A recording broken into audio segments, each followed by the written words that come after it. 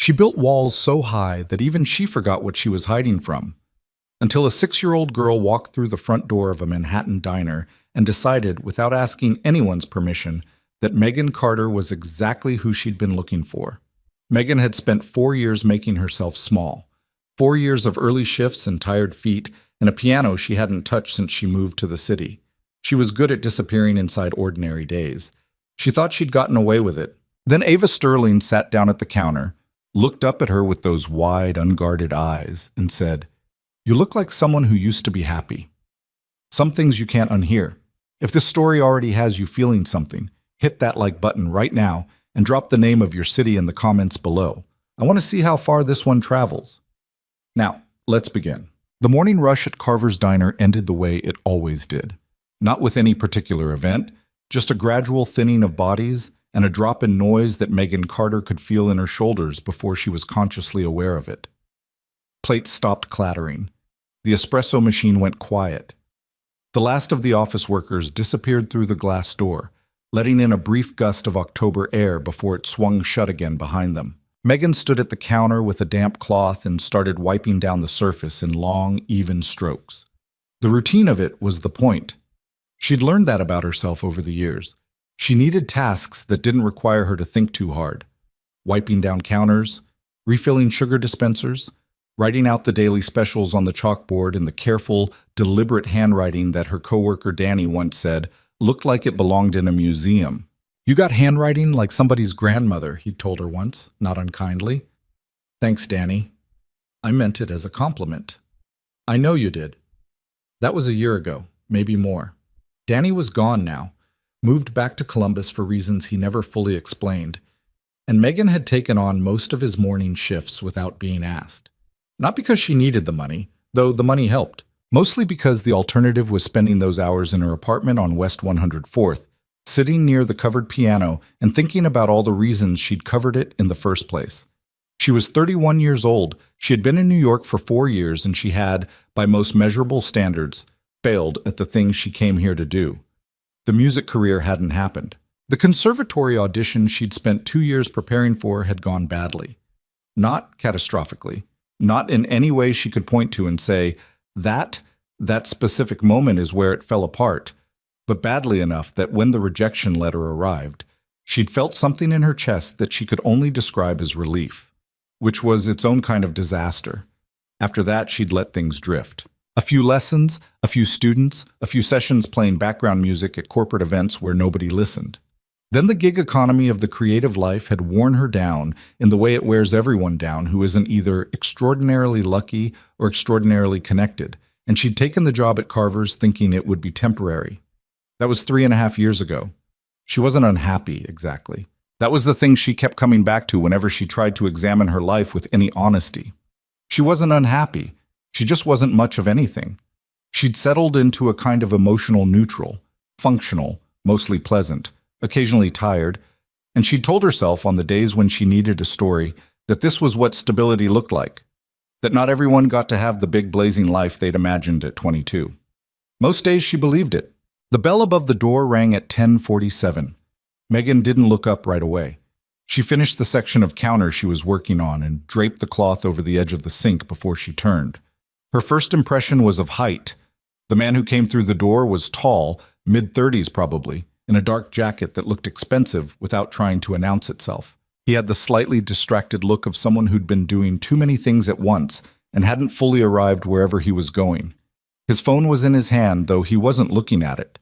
And at his side, holding his hand with the casual confidence of someone who has never once worried about being a burden, was a small girl.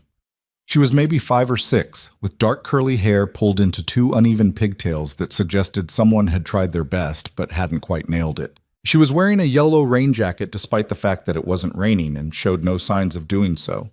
She was looking around the diner with the specific, evaluating attention that children bring to places when they've decided to take them seriously. Megan moved toward them on instinct. "Sit anywhere you like. I'll be right with you." The man nodded without really focusing on her.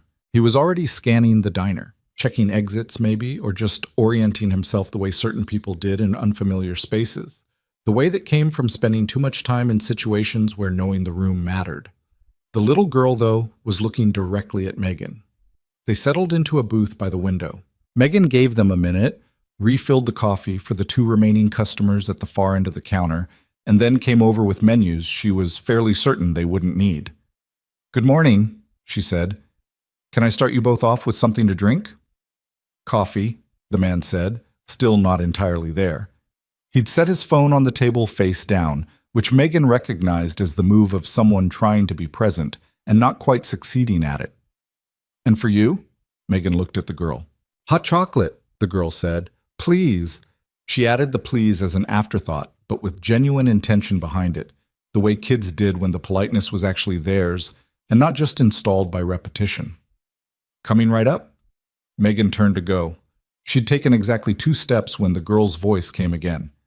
"What's your name?" Megan looked back. The girl was watching her with complete, uncomplicated curiosity. No shyness, no hesitation. Just the question sitting there in the open air between them. "Megan," she said. The girl considered this. "I'm Ava. That's my Uncle Ethan. He's not in a bad mood, he just looks like it sometimes." The man, Ethan, closed his eyes briefly. "Ava." "It's true," Ava said without defensiveness, just as a matter of record. Megan felt something move through her that she wasn't prepared to name. "I'll go get those drinks." She made the hot chocolate properly. Real cocoa powder, a splash of cream, the small things that cost nothing but time, and set it in front of Ava with a miniature marshmallow she found at the back of the condiment cabinet. She hadn't known it was there. Her hand had found it the way hands sometimes found things they needed. Ava's face did something complicated and then settled into pure delight. "Uncle Ethan," she said, "look." He looked at the cup. Then for the first time he looked at Megan. Really looked at her. Not through her, not past her, but actually at her. And she caught something in his expression that she recognized without being able to explain why. It was the look of someone who had gotten so used to holding everything together that they'd stopped noticing how tired their hands were. "Thank you," he said. "No problem." She pulled out her order pad. "You ready, or do you need another minute?" "Another minute," he said. "Sorry, don't be." She went back to the counter. She could hear Ava telling him something about the diner. The black and white tile floor, the specific shade of red on the vinyl seats, the way the light came through the window and landed on the table in a rectangle that she described as a door for something small.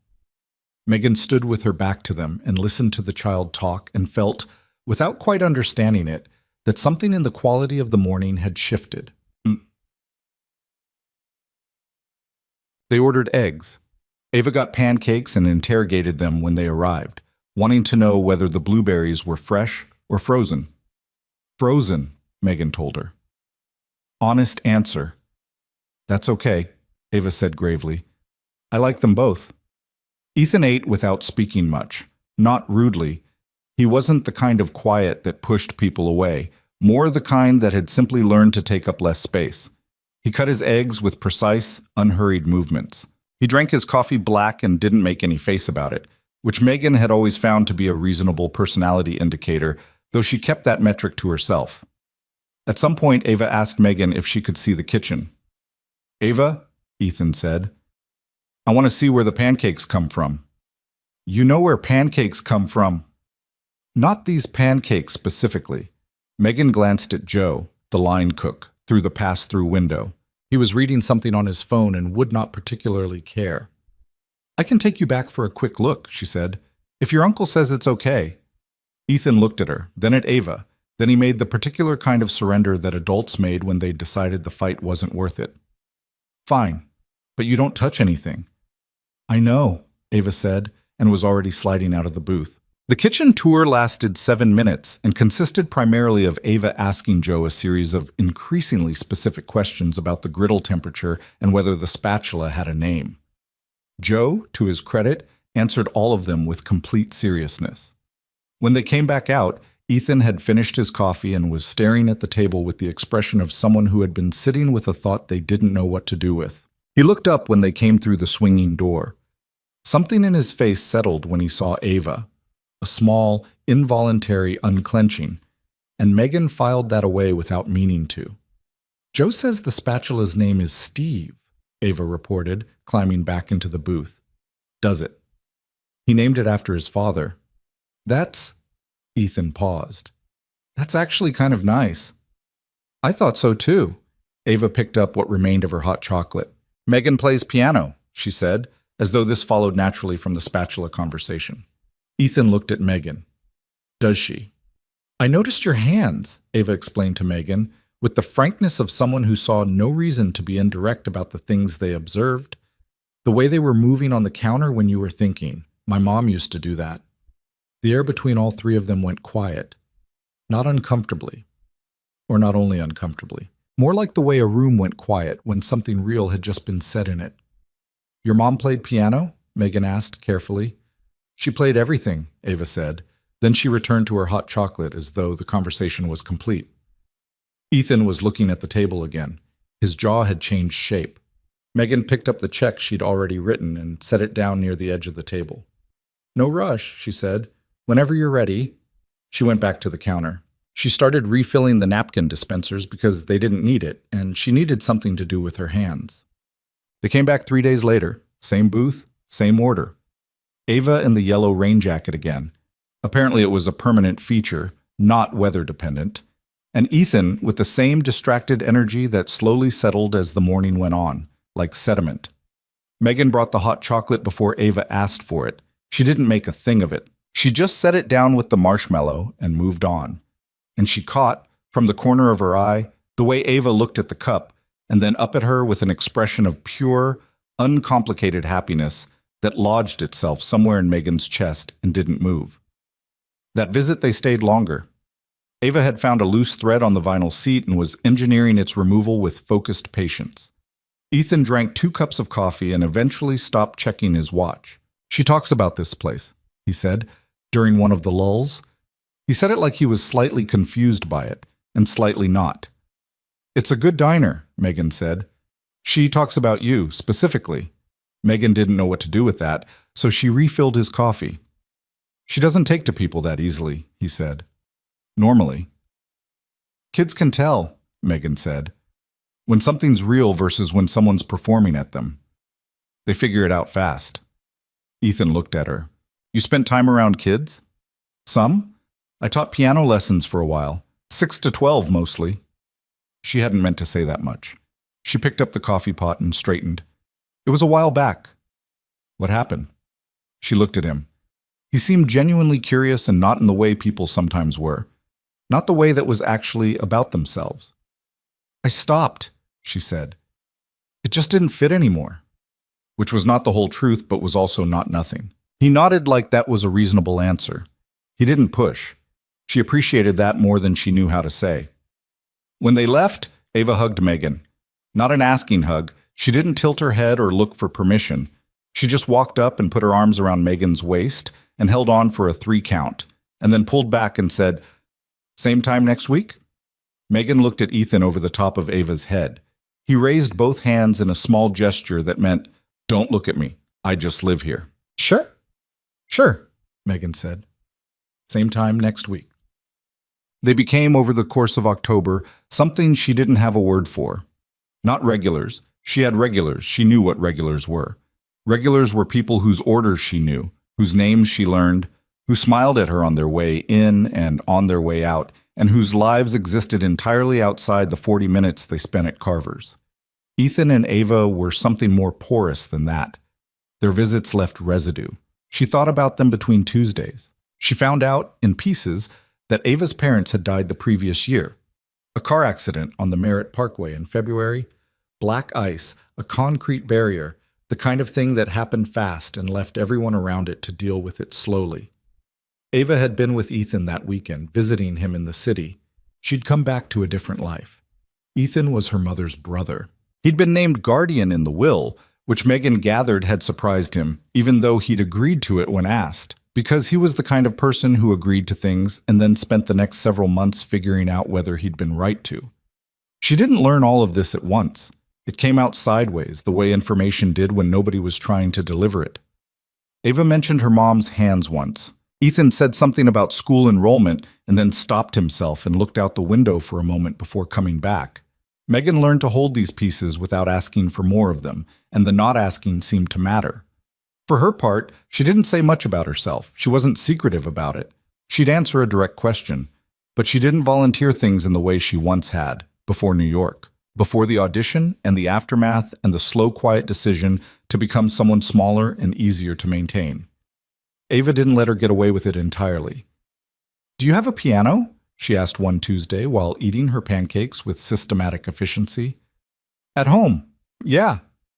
"Do you play it?" "Not lately." Ava considered this. "Why not?" "Ava," Ethan said, "it's a real question. It's a personal question. Most questions are personal." Ethan looked at Megan with an expression that said, "I'm sorry, I have no control over this." Megan found that she didn't mind. "I will play it again," she said to Ava. "I just haven't figured out when yet." Ava seemed to find this acceptable. "Okay," she said, and went back to her pancakes. Ethan was quiet for a moment, then, "That was diplomatic." "I meant it." He looked at her. "I know," he said. "That's why I said it." Awesome. The first time she met him outside the diner was an accident, late November. She'd taken her day off to walk through the park, something she did sometimes when the apartment felt too close.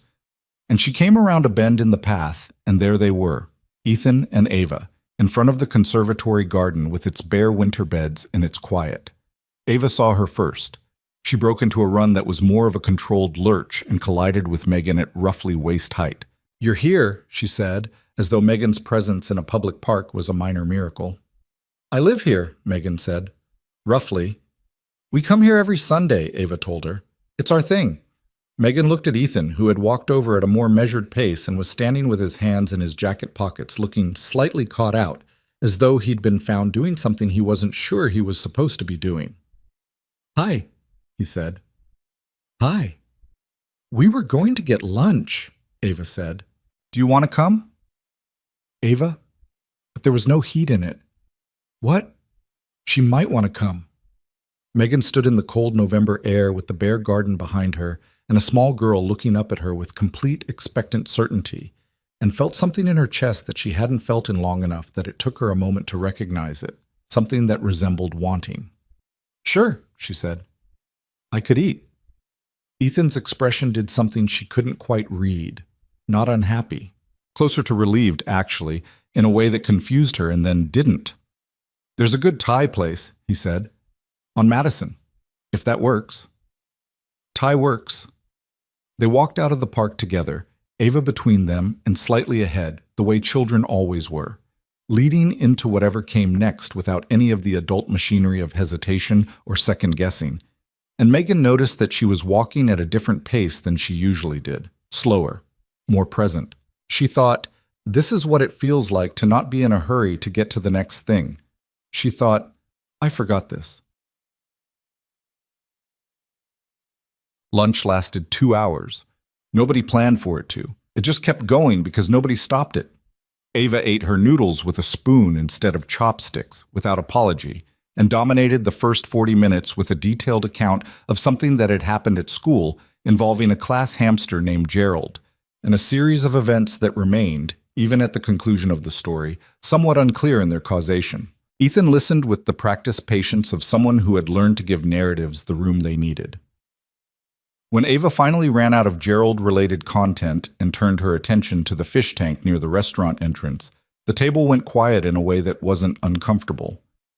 "She's been better lately," Ethan said, quietly, like he was telling it to the table as much as to Megan. "I can tell," Megan said. "She seems more settled than when I first met her." She was pretty shut down for a while. After.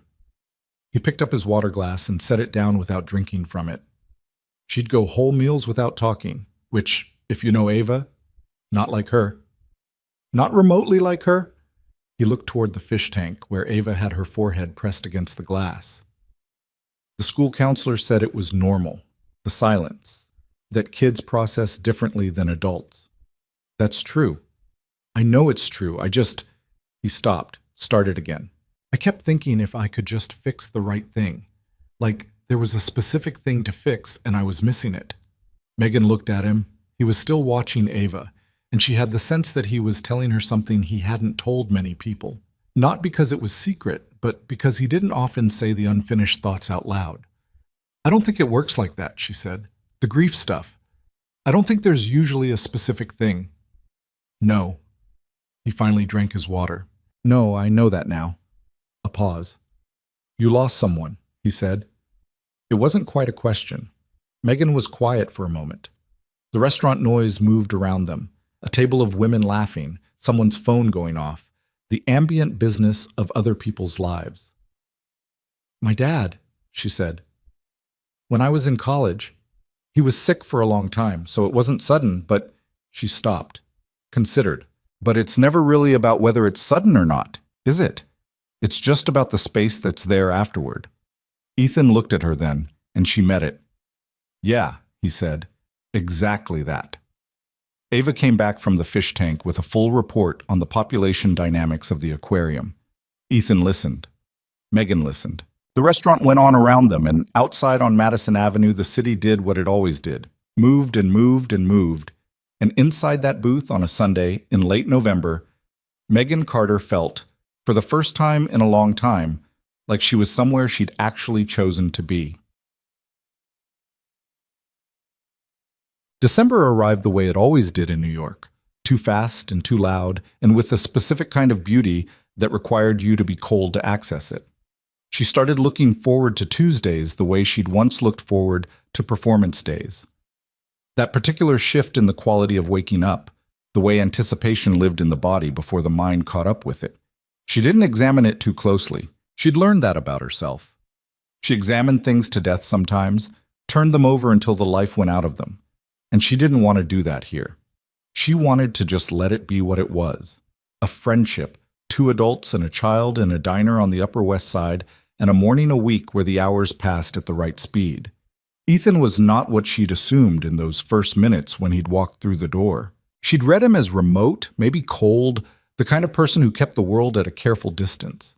And he did, some of the time, but it was more specific than that. It was the remoteness of someone who'd learned to manage their own pain very efficiently, which was different from not having the capacity to be present. When he was present, he was fully there.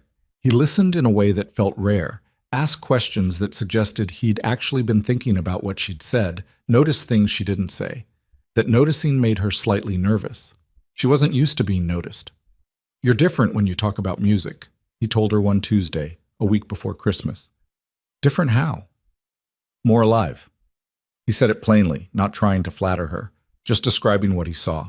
That's a lot to hear, she said. I don't mean it critically. I know. She looked at her own hands on the counter. It's just, you notice things. Occupational hazard. What do you do exactly? He'd mentioned his work in passing, something in finance, something that involved a lot of meetings and a lot of other people's decisions. But she'd never had the full picture. I run a private equity firm, he said. Smallish. We invest in... He paused, and she could tell he was gauging how deep into it to go. Companies that are going through transitions, usually struggling ones. We come in, figure out what's broken, try to fix it. What kinds of things are broken? Leadership, usually, or structure, sometimes both. He drank his coffee. People problems that show up as money problems. Huh. She thought about that. So you spend a lot of time figuring out what's actually wrong versus what looks like it's wrong. He looked at her with slight surprise. Yeah, exactly.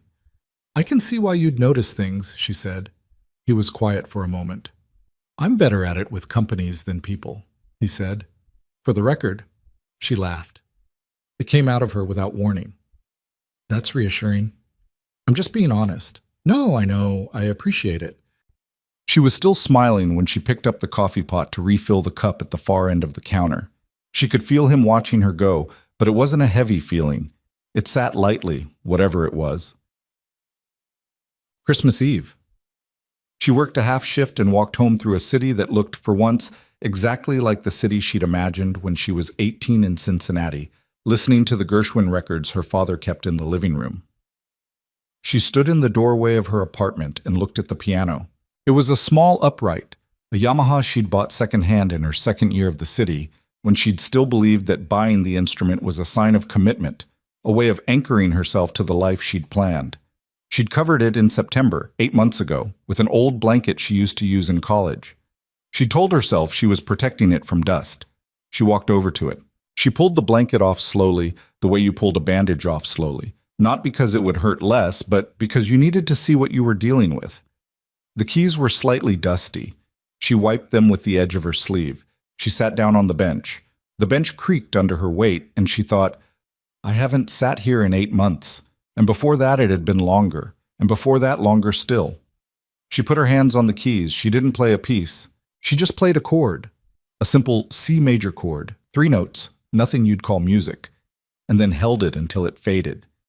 And in the fading of it, something in her chest cracked, just slightly, just enough. She thought about Ava saying, You look like someone who used to be happy. She thought, maybe the problem isn't that I'm unhappy. Maybe the problem is I'm used to it. She played another chord, and then another. Not a song, not yet. Just a conversation with something she'd been refusing to speak to. Outside, the city moved through its Christmas Eve the way the city always moved, without slowing, without ceremony, without waiting for anyone to be ready.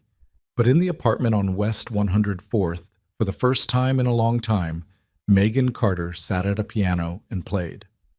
She didn't tell anyone. That was important to her, in a way she couldn't fully articulate. She needed to sit with it first.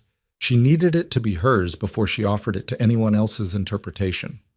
The new year arrived and January settled over Manhattan with the flat, gray persistence of cold that wasn't dramatic, just unrelenting.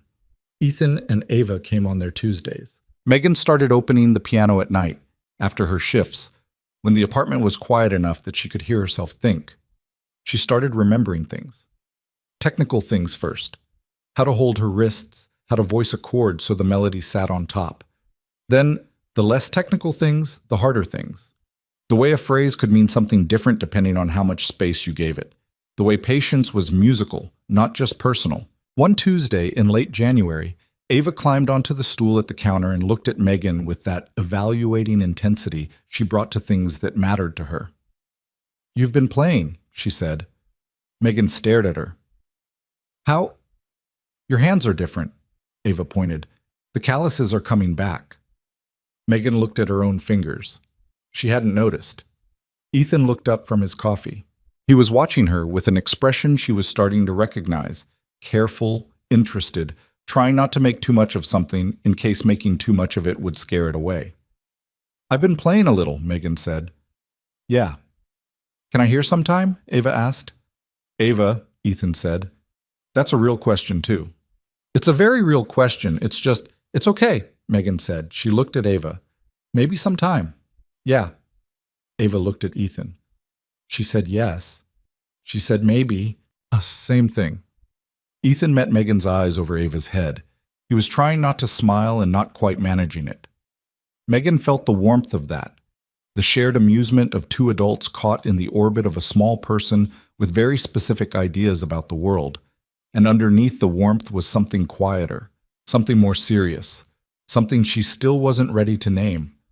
But it was there. She was starting to think it had been there for a while. February brought the anniversary of the accident, and for the first time Ethan missed a Tuesday.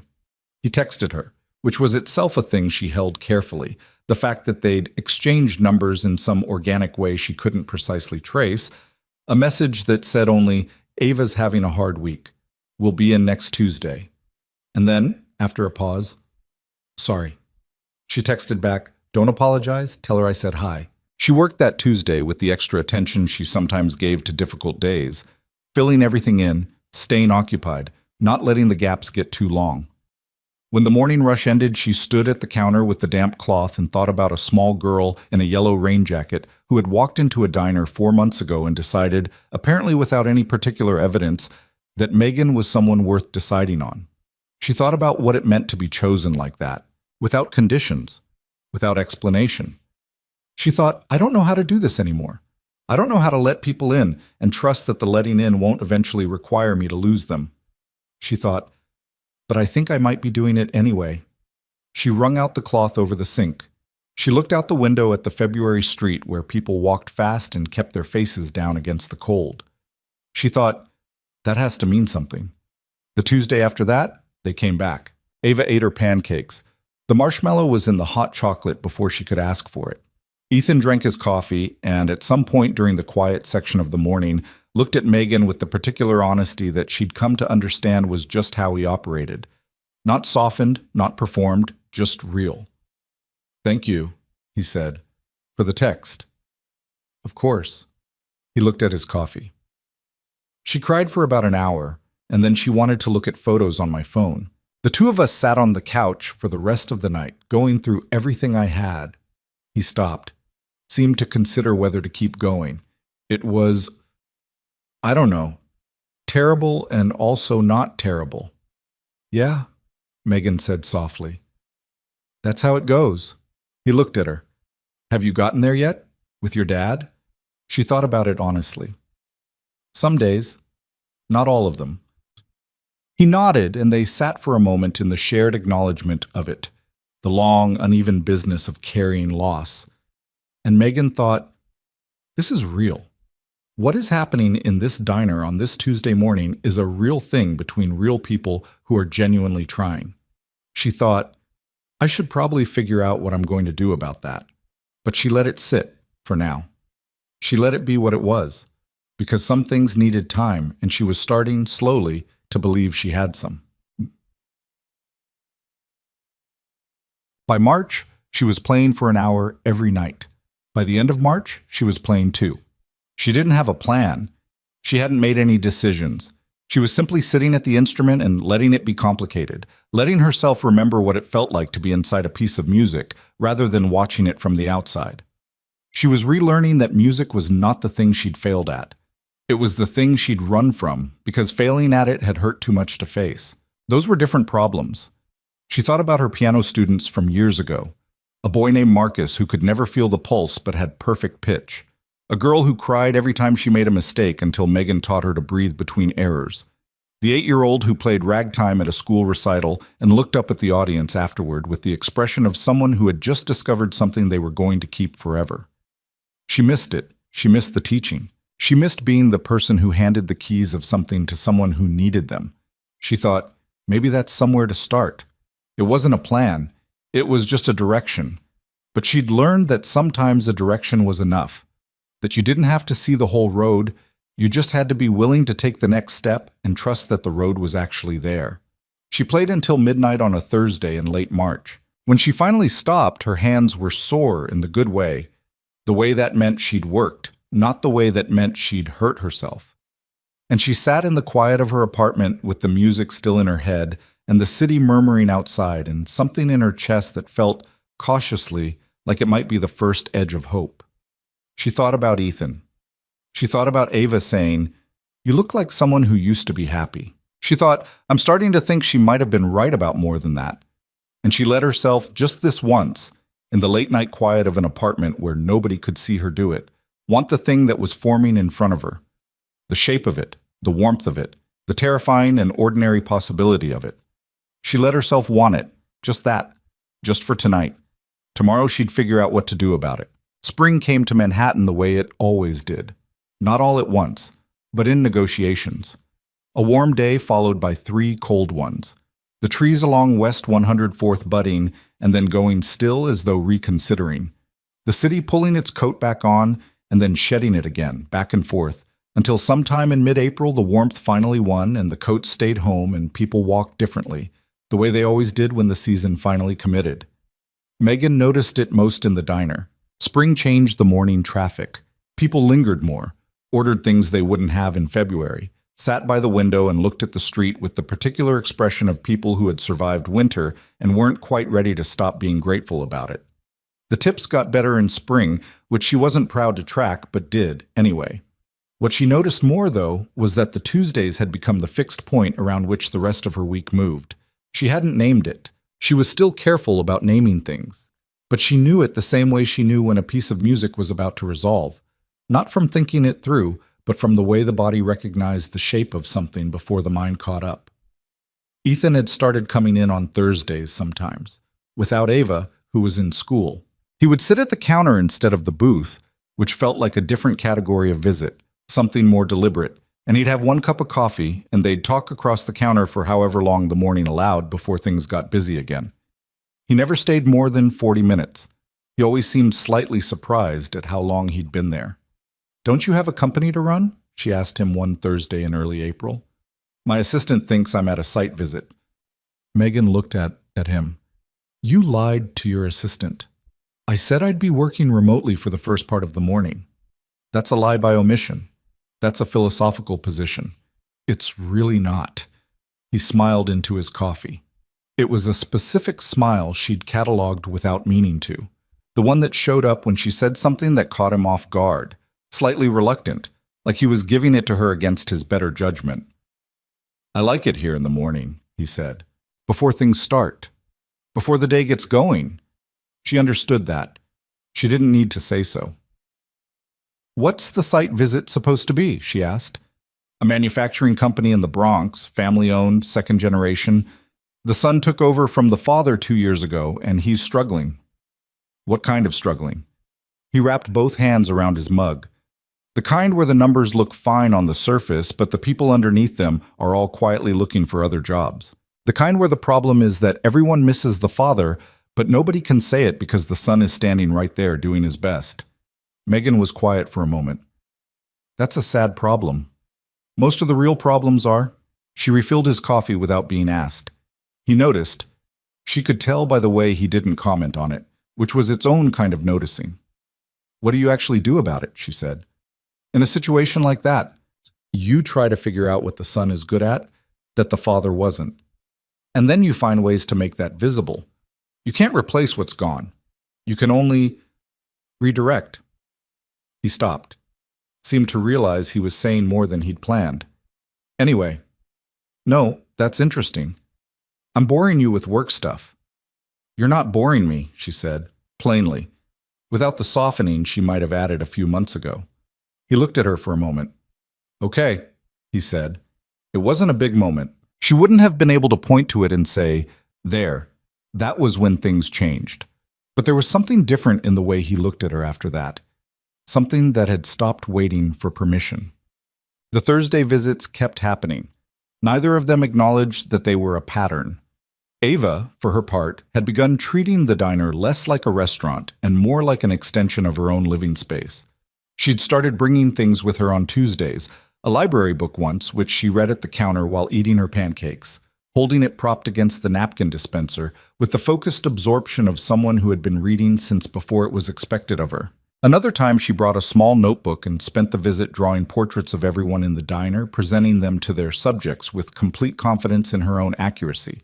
She gave Megan's portrait to Megan at the end of the visit. Megan looked at it for a long moment. The Megan in the drawing had larger eyes than Megan actually had, and the proportions were somewhere between a person and a suggestion of a person. But there was something in the posture, the way the drawn figure was leaning slightly forward, head tilted, that was undeniably her. "You got me," she said. Ava nodded, as though this was expected. Ethan leaned over to look. "She got the eyes right," he said. "I have regular-sized eyes," Megan said. "You have attentive eyes." He straightened up. "That's what she drew." Megan looked at the portrait again. She put it in her apron pocket and kept it there for the rest of her shift. And when she got home, she put it on the refrigerator with a small magnet shaped like a taxicab that had been there since she moved in. She stood back and looked at it. She thought, this is what it looks like when you let people in a little bit at a time and don't even notice it's happening until it already has. She thought, I don't know whether that's terrifying or the best thing that's happened to me in years. She was fairly sure, if she was being honest, that it was both. The conversation about her music happened on the second Tuesday of April, during a lull so complete that the diner felt almost theatrical in its quiet. Just the sound of the refrigerator unit behind the counter and the distant percussion of Joe doing something in the kitchen and the soft, particular silence of a city morning between rushes. Ava had finished her pancakes and was now doing something complicated with the paper from her straw. Ethan had his elbows on the counter and was looking at Megan with the directness that she'd stopped flinching from sometime around February. "Ava tells me you've been practicing," he said. "Ava," Megan said, "you told on me." "I didn't tell on you," Ava said, without looking up from her straw wrapper project. "I told about you. There's a difference." What is the difference specifically? Ava considered. Telling on you would be bad. Telling about you is just information. And what information exactly did you share? That your hands look like a piano player's again. She held up the straw wrapper, which had been folded into something that might have been a crane or might have been a very small hat. Also, I told him you seemed happier. The counter went quiet. Megan looked at Ethan. He had the expression of someone who had been delivered information they already suspected and wasn't sure whether they were allowed to be glad about it. Are you? He said. Happier. She stopped. Thought about it honestly, the way she'd been making herself do lately. I'm something, I don't know if happier is the right word, more like awake. More like I remembered a thing about myself that I'd put down somewhere and couldn't find. What thing? That music isn't something I'm good at or bad at. It's the way I think. It's how I process things. She heard herself saying it and felt slightly exposed and kept going anyway. I spent 3 years telling myself I'd failed at it, but you can't really fail at the way your brain works. You can just refuse to use it for a while. Ethan was quiet for a moment, then, what happened to make you stop? I auditioned for something I really wanted, and I didn't get it. She said it flatly, without the softening she used to wrap around it. And instead of being sad about it for a year and then trying again, I just folded. I decided the rejection meant something bigger than it did. I let it be an answer when it was just an event. He stopped. Painfully clear in retrospect, I know. I was going to say that's something a lot of people do. I know, it's still embarrassing. It's human. Yeah, well, she picked up the coffee pot even though his cup was mostly full. Turns out I am that. He reached out and put his hand briefly over her hand on the counter, not holding it, just landing there for a second, a contact that was more acknowledgement than anything else.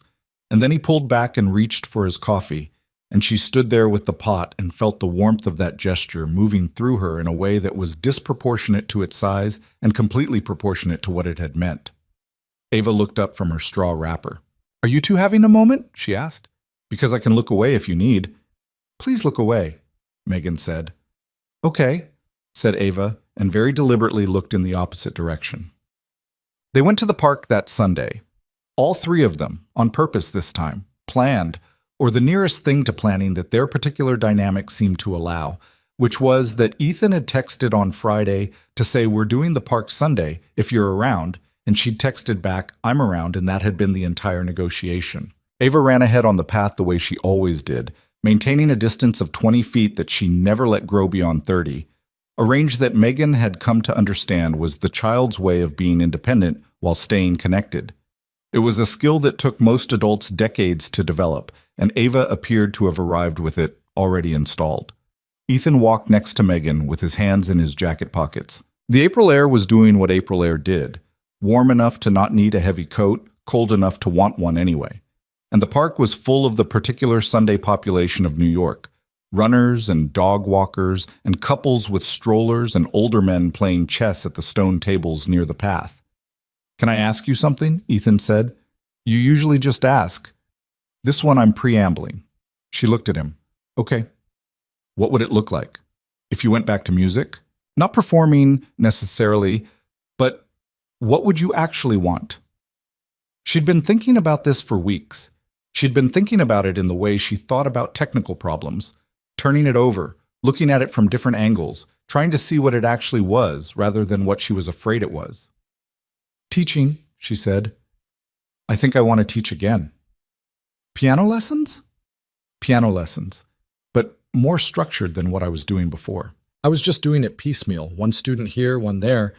I want something with more intention, a real program, maybe a small studio. She heard herself talking and registered the unusual sensation of saying a future tense thing out loud without immediately trying to take it back. I know it doesn't sound like anything except a good idea. I was going to say I know it sounds vague. It's not that vague. He was quiet for a moment, watching Ava stop to examine something on the path, a beetle, possibly, or a pebble with an interesting shape. You'd be good at it? You've never heard me play. I've watched you with Ava for 5 months. He glanced at her sideways. You'd be good at it. She let that sit. Outside, a dog barked at a squirrel. Ava straightened up and continued down the path. The city went about its Sunday. What made you start? She asked. The firm. The whole private equity thing. He took a breath. My father had a company. Small manufacturing business. Nothing glamorous. He built it from nothing. Took him 30 years. He paused. He made some bad decisions in the last few years before he retired. Trusted the wrong people. The company got into trouble and he couldn't fix it because he was too inside it to see clearly. What happened to it? It went under. The words were even, controlled. Not dramatically. Just slowly and then all at once. And I watched it happen, and I was 28, and I didn't have any of the tools to help him, and He stopped. So you got the tools, Megan said. So I got the tools.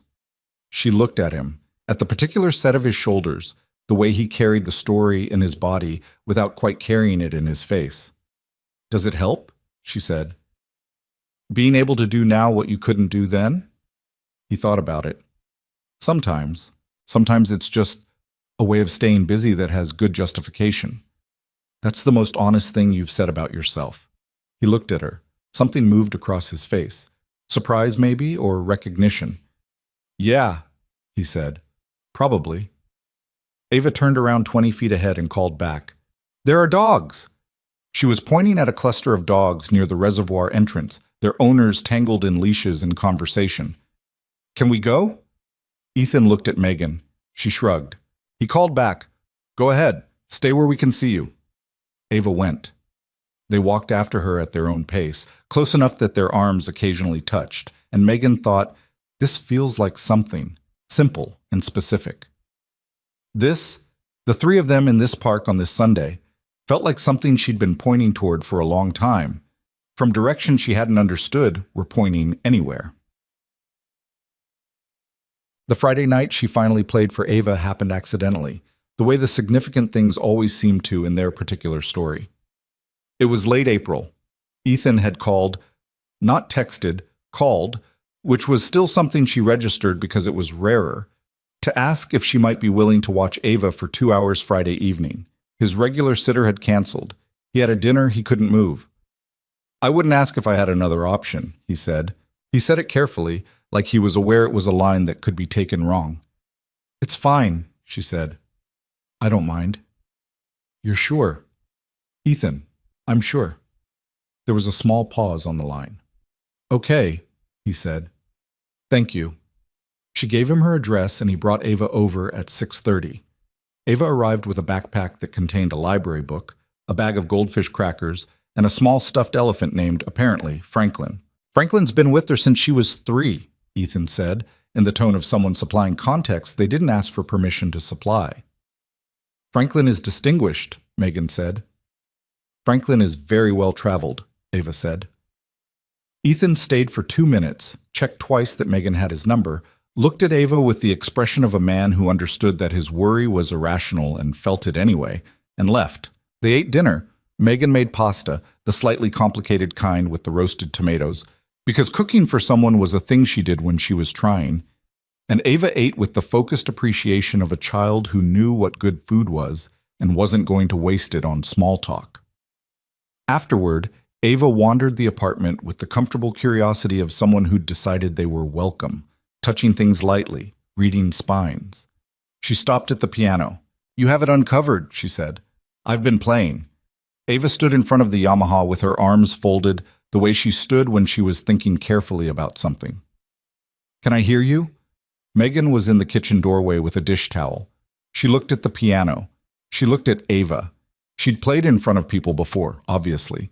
She'd performed, she'd accompanied, she'd done recitals through 2 decades of lessons and practice. But she'd also spent 3.5 years not playing in front of anyone. And there was a specific kind of exposure in playing for someone you cared about that was different from playing for an audience. But this was Ava. Sure, she said. Come sit. She pulled the bench out and patted the space beside her. Ava climbed up and sat. Franklin tucked under one arm and looked at the keyboard with the same seriousness she'd brought to the pancake kitchen tour. Megan played something simple first, A Chopin nocturne she could do with her eyes closed, something her fingers remembered in their own way.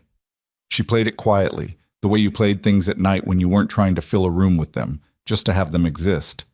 Ava didn't say anything for the whole piece. When it ended, she was quiet for a moment. "That's the saddest thing I've heard since my mom's funeral," she said. Megan went very still. "That's not bad," Ava added quickly. "It's just, there's a kind of sad that feels good, like it makes you feel less alone. That was that kind." Megan looked at the keys. She thought about her father's Gershwin records and about all the ways music held the things people couldn't say directly. "Your mom liked music," she said. "She played violin. She wasn't as good as you, but she loved it more." Ava said it without weight, just remembering. She used to play when she was upset, and it made her less upset. And sometimes I would just sit on the floor outside the door and listen. Outside the door. She needed the room to herself when she played. I understood that. Megan looked at this small person sitting next to her in the lamplight, with her stuffed elephant and her library book and her particular precise way of telling the truth, and felt something so full and so sudden that she had to breathe through it. "Do you want me to play something else?" she said. "Can you play something less sad?" Megan thought. Then she played Clair de Lune, which was technically still melancholy, but had more movement in it, more searching, something that was less about loss and more about looking. Ava listened with her eyes half closed. By the third page, she was leaning slightly against Megan's arm, not heavily, just resting there. By the final page, she was almost asleep, and Franklin had slid down from under her arm and was listing to one side on the bench. Megan finished the piece, sat in the silence after it. "Megan," Ava said, drowsy. "Yeah. I'm glad Uncle Ethan made us go to that diner." Megan looked at her. "He made you go?" "He'd been going to the same breakfast place for 3 years, and I told him it was boring and I wanted to try somewhere different." Ava's eyes were fully closed now. "He said okay." Megan sat very still with the shape of that information. Ethan hadn't discovered the diner by accident. Ava had pushed for it. Ava, 6 years old and already conducting operations. "Ava," she said softly. "Did you plan that?" A pause. "I like the look of the sign." "You like the look of the sign?" "And the Yelp reviews were good." "You read Yelp reviews?" "Uncle Ethan showed me how." A longer pause, the kind that preceded sleep. "I just thought it looked nice. I didn't plan anything." Megan wasn't entirely sure she believed that, but the child was nearly asleep on her shoulder, and the room was quiet, and the piano was warm under her hands, and there was something so fundamentally okay about this moment, the specific rightness of it, that she let the question go. Ethan came back at 9:15. He knocked softly and she let him in and pointed at the living room where Ava was now fully asleep on the couch, with Franklin in her arms, and the library book fanned open beside her.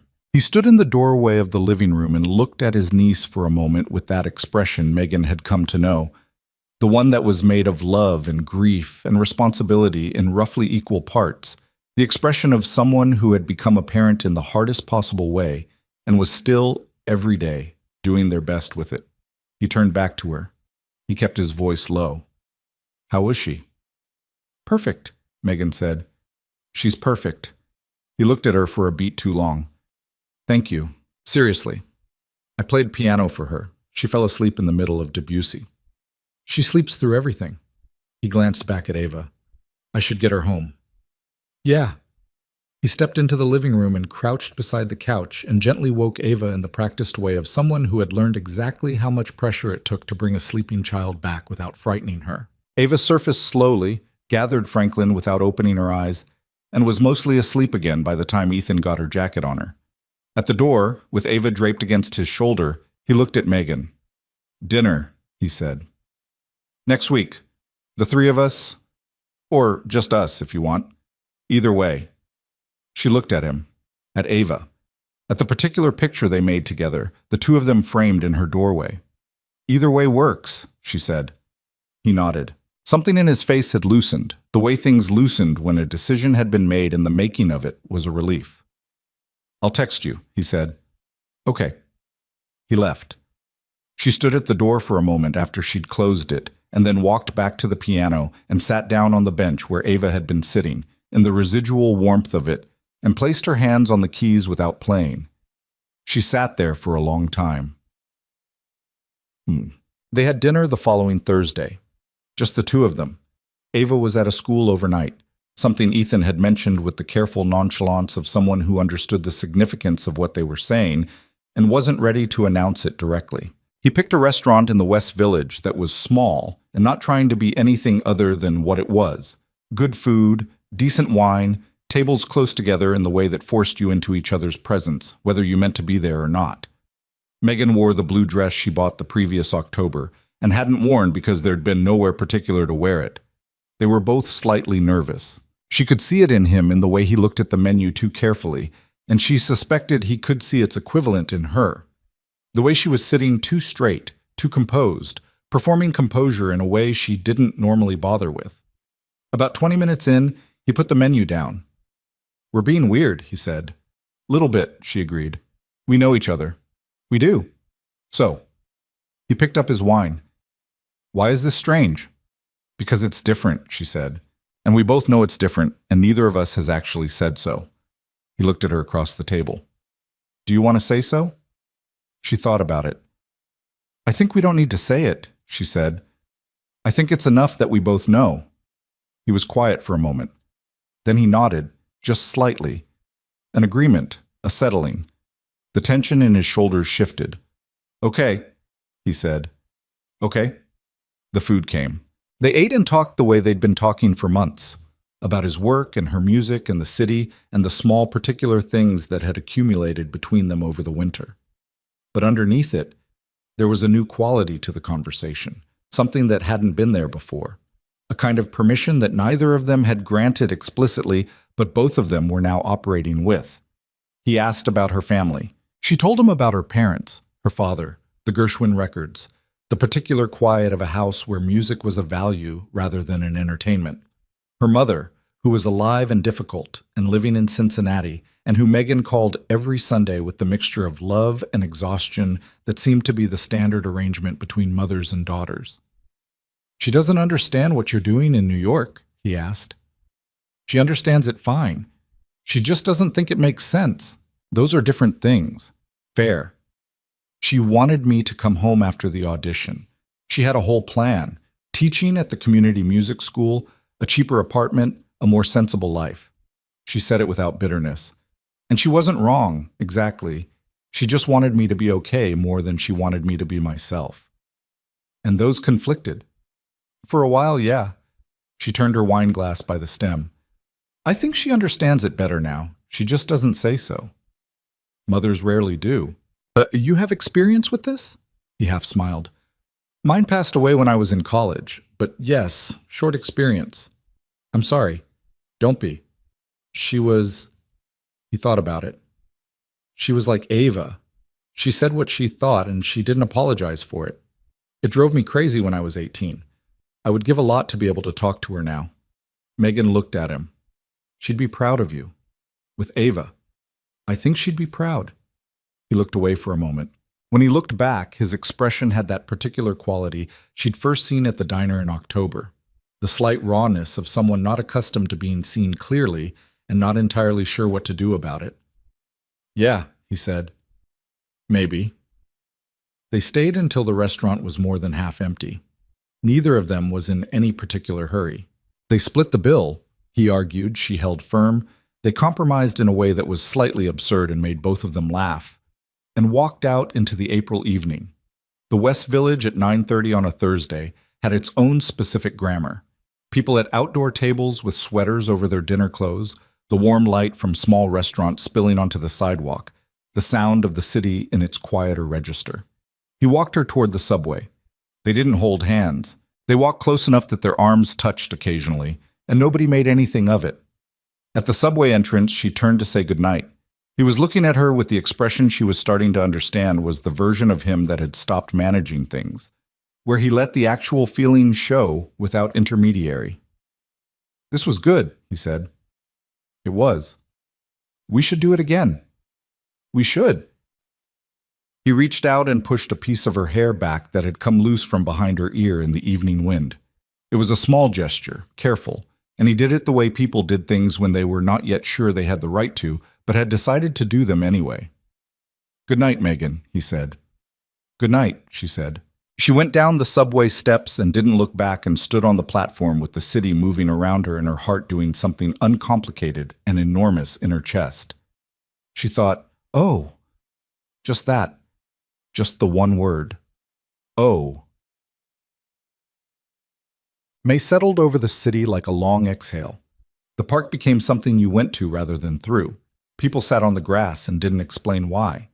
Megan found herself in conversations she hadn't anticipated. About music specifically. Someone who'd heard through someone else that she played piano. A mother at the coffee shop on her block who asked if she knew anyone who gave lessons. She'd given the woman her number without thinking about it. The woman had called 2 days later. Her first student in 4 years was a 7-year-old named Sophie, who couldn't sit still for more than 6 minutes, but had a natural sense of phrase that made Megan catch her breath the first time she heard it. She taught Sophie at her apartment on Saturday mornings. Sophie's mother sat in the kitchen and read and pretended not to listen. Sophie played everything too fast and then, when corrected, too slow, and never quite found the middle until the day she suddenly, without warning, found exactly the middle. And the look on her face when she heard herself play it right for the first time was the specific look Megan had been trying to get back to for 4 years. She texted Ethan afterward without thinking about it. "Had a piano lesson today. First one in forever. Kid was amazing." He texted back within 2 minutes. "Tell me about her." So she did. This was how they had become, by May, texting through their days in the patchwork way of two people whose lives hadn't merged, but whose thinking had started to. She sent him things she found interesting. He sent her articles about nothing in particular. It wasn't romantic in any movie way, it was more intimate than that. It was the intimacy of two people who had started factoring each other into how they saw things. The Tuesdays were still Tuesdays, but everything about them had a different weight now, a different specificity. When he walked through the door, she felt it before she turned around.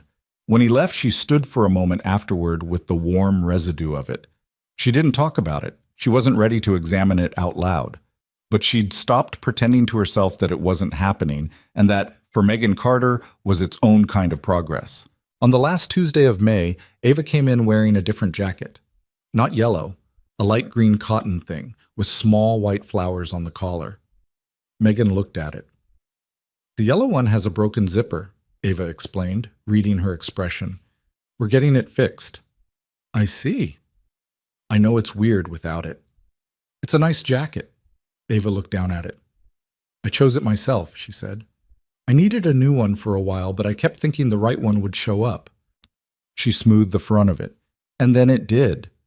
She said it simply, without any awareness that she might be saying something more than one thing at once. Megan looked at Ethan. He was watching his niece with the expression of a man who was quietly, incrementally, coming back to life. He looked up and caught Megan watching him. Neither of them said anything. They didn't need to. June arrived, and with it the specific kind of heat that settled into Manhattan's stone and didn't leave. The kind that made the subway platforms unbearable by 8 in the morning and turned the sidewalks into something that radiated up through the soles of your shoes. Megan had grown up in Ohio and had never quite made peace with New York summers. But this June she noticed the heat less than she usually did, which she understood was information about her state of mind, even if she didn't spend much time analyzing it. She had 4 piano students by the first week of June. Sophie on Saturdays, a 10-year-old boy named Marcus who had been forced into lessons by his parents, and arrived at every session with the expression of someone serving a sentence, a teenage girl named Priya, who was genuinely talented and knew it in a way that was more endearing than arrogant, and a woman in her 50s named Carol, who had retired from a career in publishing and decided, with the particular decisiveness of people who had spent decades deferring things, that she was finally going to learn. Carol was Megan's favorite to teach, though she would never have said so.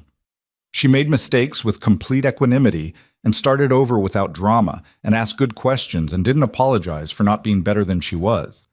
There was a lesson in Carol that Megan was still working out. She'd started keeping a notebook, not a formal thing, a spiral bound from the drugstore that she wrote in at the kitchen table in the mornings before her shifts, working out ideas for how she wanted to structure lessons, what she thought good teaching actually looked like. The difference between technique and feel and how you bridge the gap between them. The notebook had started as a practical tool and had become something else, a way of thinking on paper that she'd forgotten she needed. She was writing in it one morning when her phone rang. Ethan.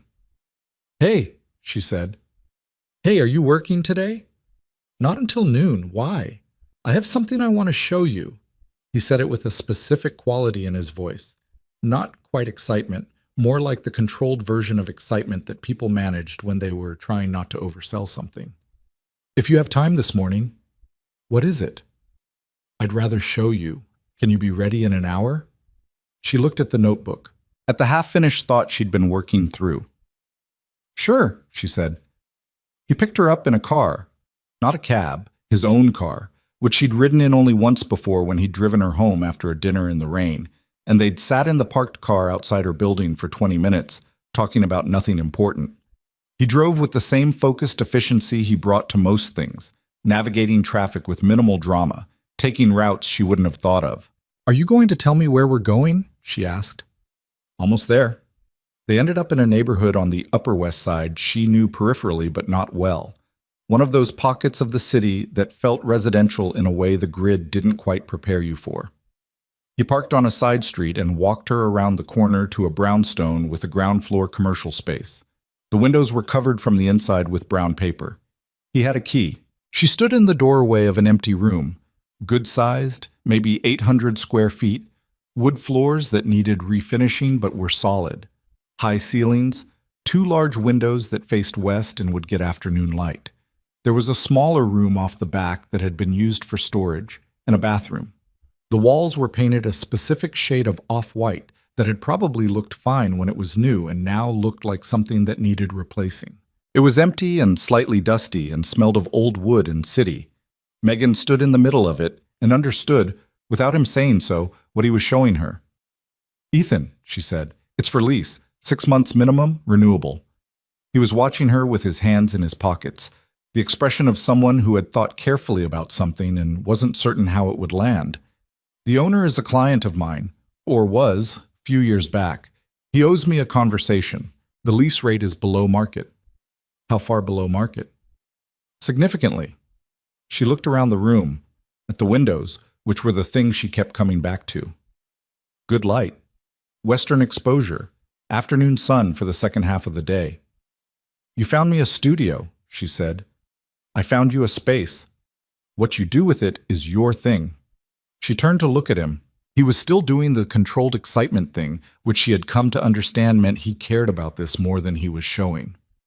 "When did you—" She stopped, started again. "How long have you been looking?" "A few weeks?" He said it carefully. "You mentioned the idea back in April, that you wanted something more structured, more intentional. I pay attention to commercial real estate as part of my work. I saw this and I thought, you thought you'd find me a studio. I thought I'd see if there was something worth showing you." She turned back to the room. She walked to the windows and looked at the paper covering them and then at the floor under her feet, which creaked slightly in a way that suggested the building had personality. "I'd need to run numbers," she said. "Of course. I'd need to think about what the actual program would look like. How many students, whether I'd bring in other teachers eventually. Obviously. And I'd need to talk to the owner myself. About the terms." "I can set that up today if you want." She looked at him. He was watching her with that directness he'd mostly stopped containing. The one that said, "I see you specifically, and I think you can do this, specifically." And she felt the warmth of that down to her feet, but underneath the warmth was something smaller and cooler, something she didn't fully identify in that moment. It's incredibly thoughtful," she said. "I mean that." "But?" "No but. It's thoughtful." He nodded. He seemed to hear something in her voice that she hadn't fully named herself, but he didn't push. "Think about it," he said. "There's no pressure." She nodded. She looked around the room one more time, at the light trying to come through the covered windows, at the floors that needed work but were worth working on. She thought, this is a good thing he did. She believed that. She held it alongside the other thing, the smaller, cooler thing she hadn't named yet, and let them both be true at once. She thought about the studio for 3 days without talking to him about it. She ran the numbers 4 times. She thought about Carol and Sophie and Marcus, who didn't want to be there, and Priya, who absolutely did. She thought about the light in those west-facing windows and the way good light changed the quality of a room and therefore the quality of what happened in it. She thought about the 8-year-old she'd once taught who played ragtime at a recital and looked at the audience afterward like he'd discovered something he was going to keep forever.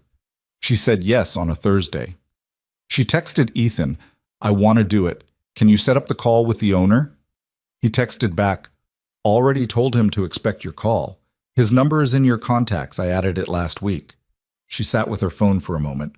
He'd added the number last week.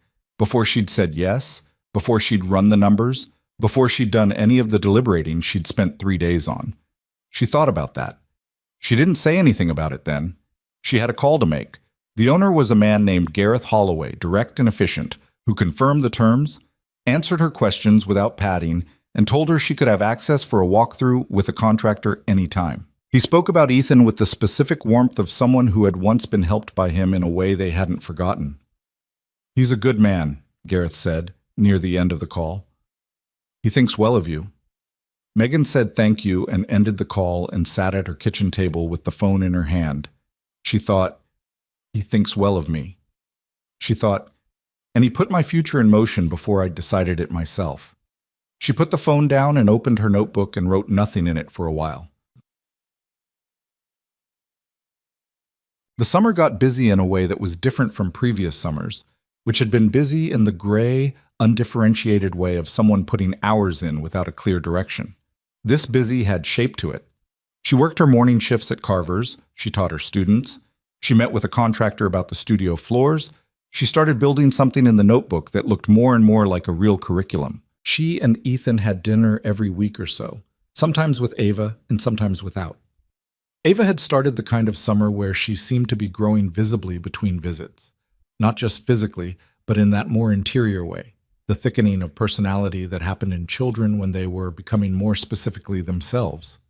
She'd started asking Megan music questions, not basic ones, questions about why certain chords felt a certain way, why some songs made you want to cry even when the words weren't sad, whether it was possible to be bad at music or whether badness was just not yet goodness. "That last one is a real question," she told Megan on a Tuesday in late June. "I know it is."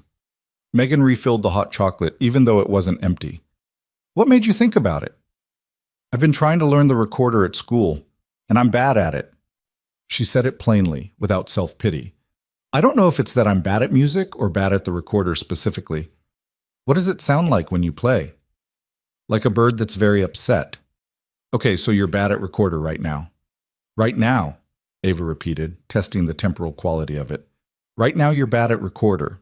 That's not the same as being bad at music. It's not even the same as being permanently bad at recorder." Megan leaned on the counter.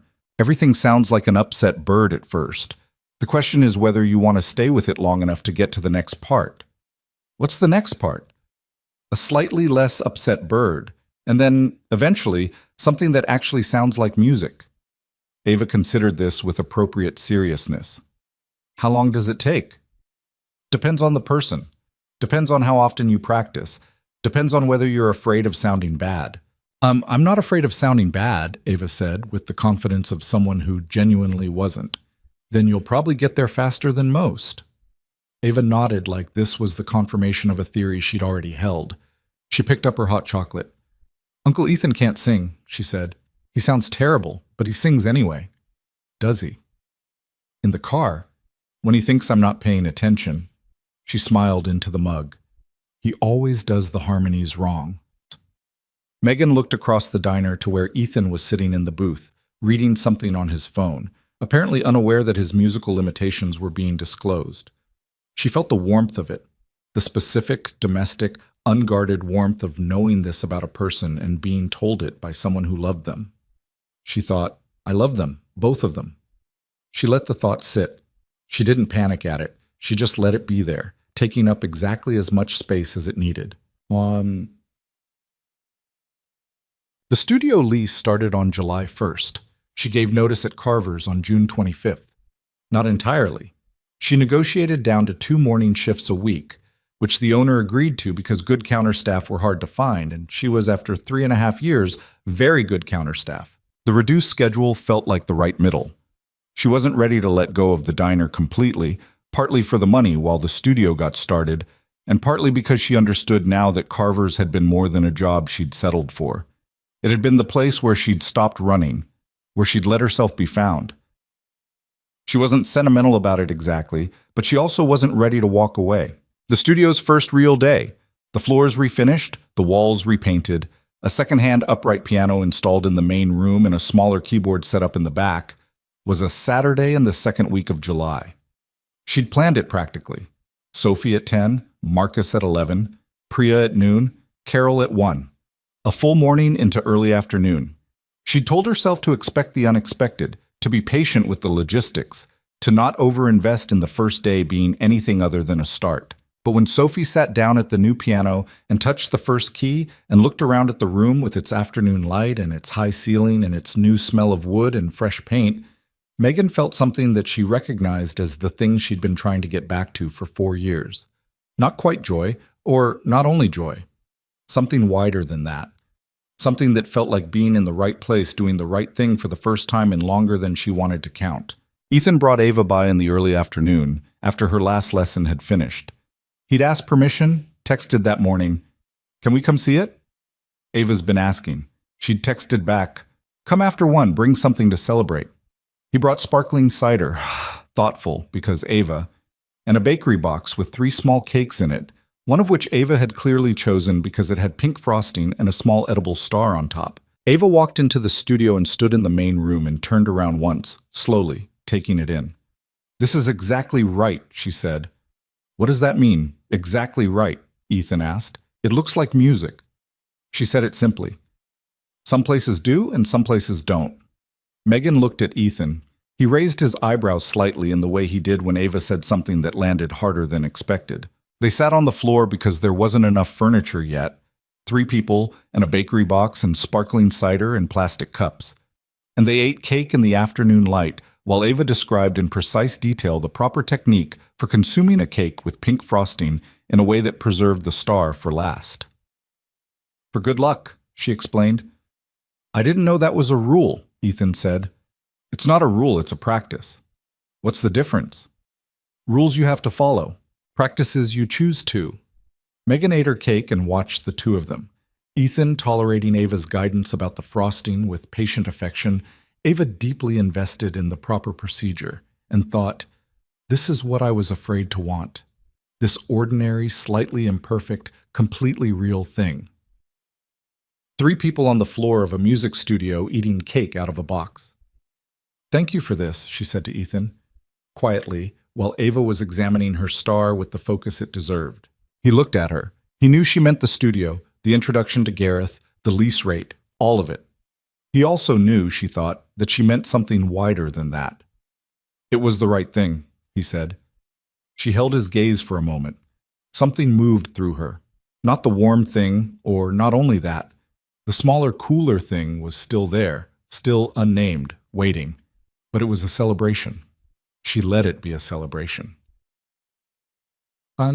July was good. She would think about that afterward, in the way people thought about good periods when they could see what came after them. July was genuinely good. She was doing the work she should have been doing for years. She was building something. The students were responding, and the quality of the hours had changed in the specific way hours changed when they were being spent on something that mattered. She and Ethan settled into a rhythm that had the comfortable familiarity of something longer standing. Dinner once a week, usually. The park on Sundays when schedules allowed. The texting that happened in the in-between. The checking in and the passing of small observations that were really just 2 people saying, "I'm thinking of you. I thought you'd want to know." He kissed her for the first time on a Thursday evening in late July. They were on the sidewalk outside her building after dinner, and it had been coming for a while, the way things came when they'd been circling each other long enough. He'd reached out and held her face with both hands and looked at her for a moment with the expression that showed up when he'd stopped managing things. And then he kissed her, and it wasn't dramatic or cinematic. It was just warm and careful, and it lasted long enough to be real.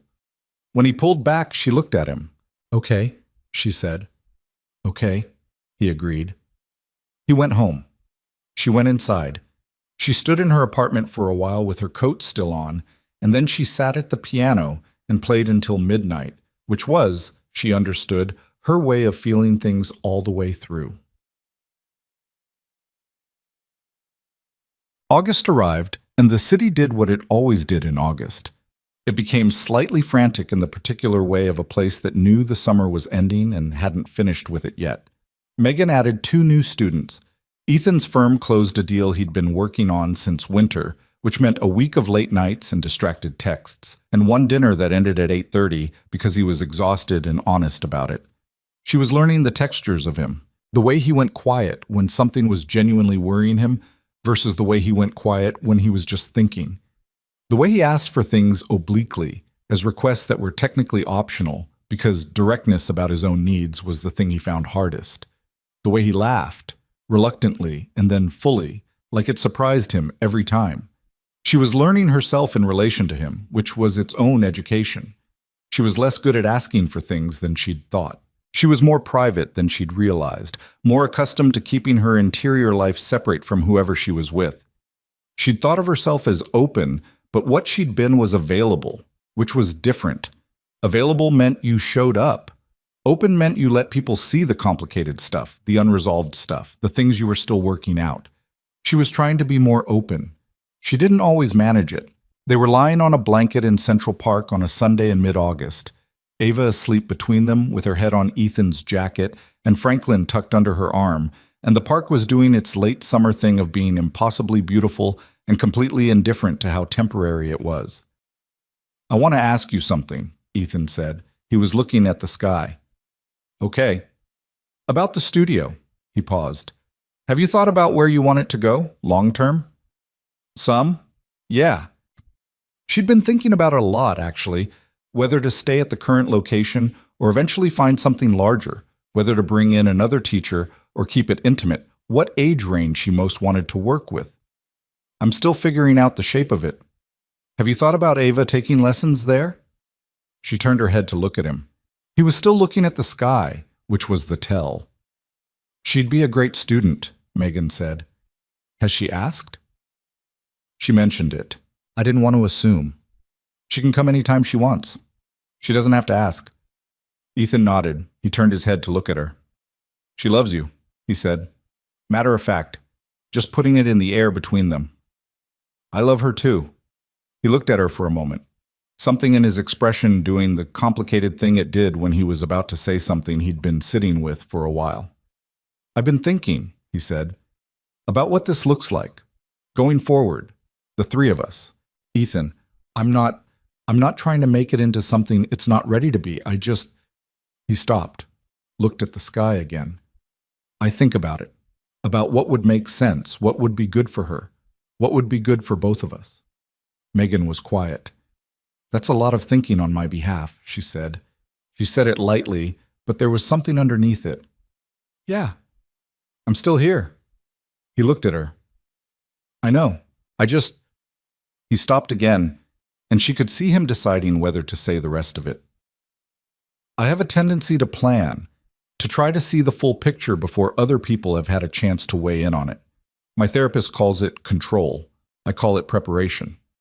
"Your therapist is correct." He half smiled. "Probably." She looked at him. The afternoon light was doing something specific to the park, the late summer gold that made everything look like it was already being remembered. Ava was breathing slowly between them. "When you think about it," she said, "about what this looks like going forward, are you thinking with me or are you thinking for me?" The question landed. She could see it land. He was quiet for a moment. "That's fair," he said. "That's a fair question. I'm not saying I don't want to think about it. I do. I just want to be in the thinking." "Yeah," he said. "I hear you." She let it rest there. The park went on. A group of teenagers played music from a speaker somewhere nearby, something with too much bass, which made Ava stir slightly and then settle. Megan thought, he heard it, he said he heard it, and she believed him because in every interaction she'd had with him over 9 months, Ethan Sterling had been exactly as good as his word. She let it rest. It was a conversation at dinner in the first week of September that cracked something open. They were at a restaurant in Midtown. His choice, nicer than usual, one of those places with cloth napkins that got refolded if you stepped away from the table. She'd wondered, getting dressed, whether there was a reason for the upgrade, but she'd chalked it up to the deal closing and told herself she was reading into things. They were between the first course and the second when he said, "I've been talking to a realtor." She set her fork down. "About what?" she said, though she'd already felt the shape of where this was going. "About the Upper West Side, mostly." He said it steadily, watching her. "About neighborhoods? School districts? About what it would look like to—" He stopped, chose his words. "To consolidate, to make something that made practical sense." "To consolidate," she repeated. "That's the wrong word. What's the right word?" "I've been thinking about what it would look like if we—" He stopped again. She watched him navigate the space between what he meant and how to say it. "If the three of us were in one place." The restaurant went on around them. Someone laughed at a nearby table. A waiter moved past with a tray. Megan was quiet for a long moment. "When did you start talking to the realtor?" she said.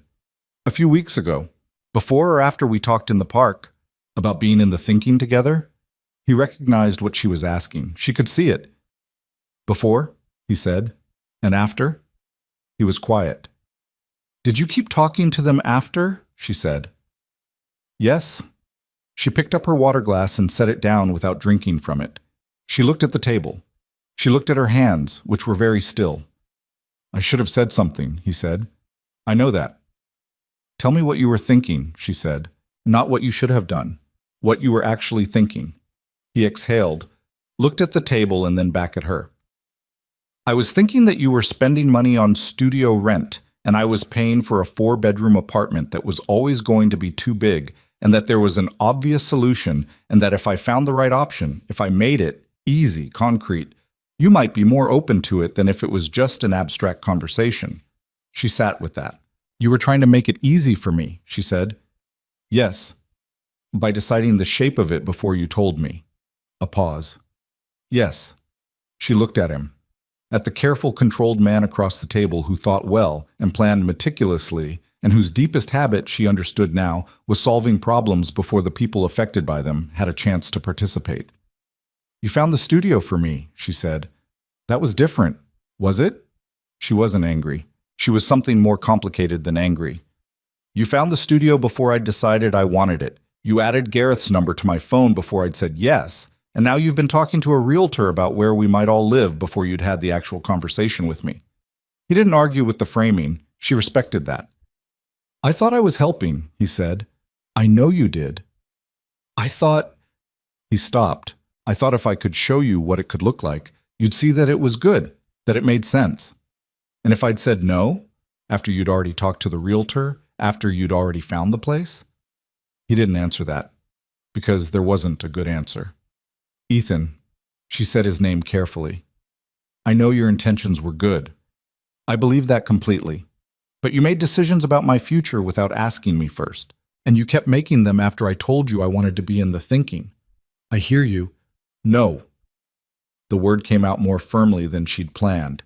"I need you to hear me past the point where you manage it." She stopped, made herself slow down. "I spent a long time being someone who folded when things got hard, who let fear make my decisions. I'm not doing that anymore. But I also can't be with someone who makes the decisions for me, even with the best intentions, because I can't tell the difference from the inside. I can't tell if I'm being loved or managed." The table between them was very quiet. "That's not what I was doing," he said. "I know you don't think it was." He looked at her. There was something in his face that she hadn't seen before, not anger, not defense, but something raw, something that looked like recognition, like he was seeing himself from the outside and not entirely liking the view. "I do this," he said, slowly. "I do this with companies. I come in and I see the problem and I solve it before anyone gets hurt. And sometimes that's the right thing, but sometimes it means the people who are part of the problem don't get to be part of the solution." "Yes," she said. "That." He was quiet for a long time. The restaurant went on. A couple at the next table ordered dessert. "I don't know how to not do it," he said finally. "I don't mean that as an excuse. I don't know another way of being useful." Useful isn't the same as right, she said. And I don't need you to be useful. I need you to be honest with me. To ask me what I want before you've already decided what that is. He nodded. She could see him taking it in, not deflecting, not defending, sitting with it. I'm sorry, he said. I mean that. I know you do. She did know. That wasn't the problem. That had never been the problem. They finished dinner in a way that was careful and honest and not comfortable. He drove her home, and she let him, and they sat in the parked car outside her building in the September night, which was their specific place for conversations that didn't have clean endings. I need some time to think, she said. He looked at her. How much time? I don't know. I'm not ending anything. I'm just not ready to move forward until I've processed this. He nodded.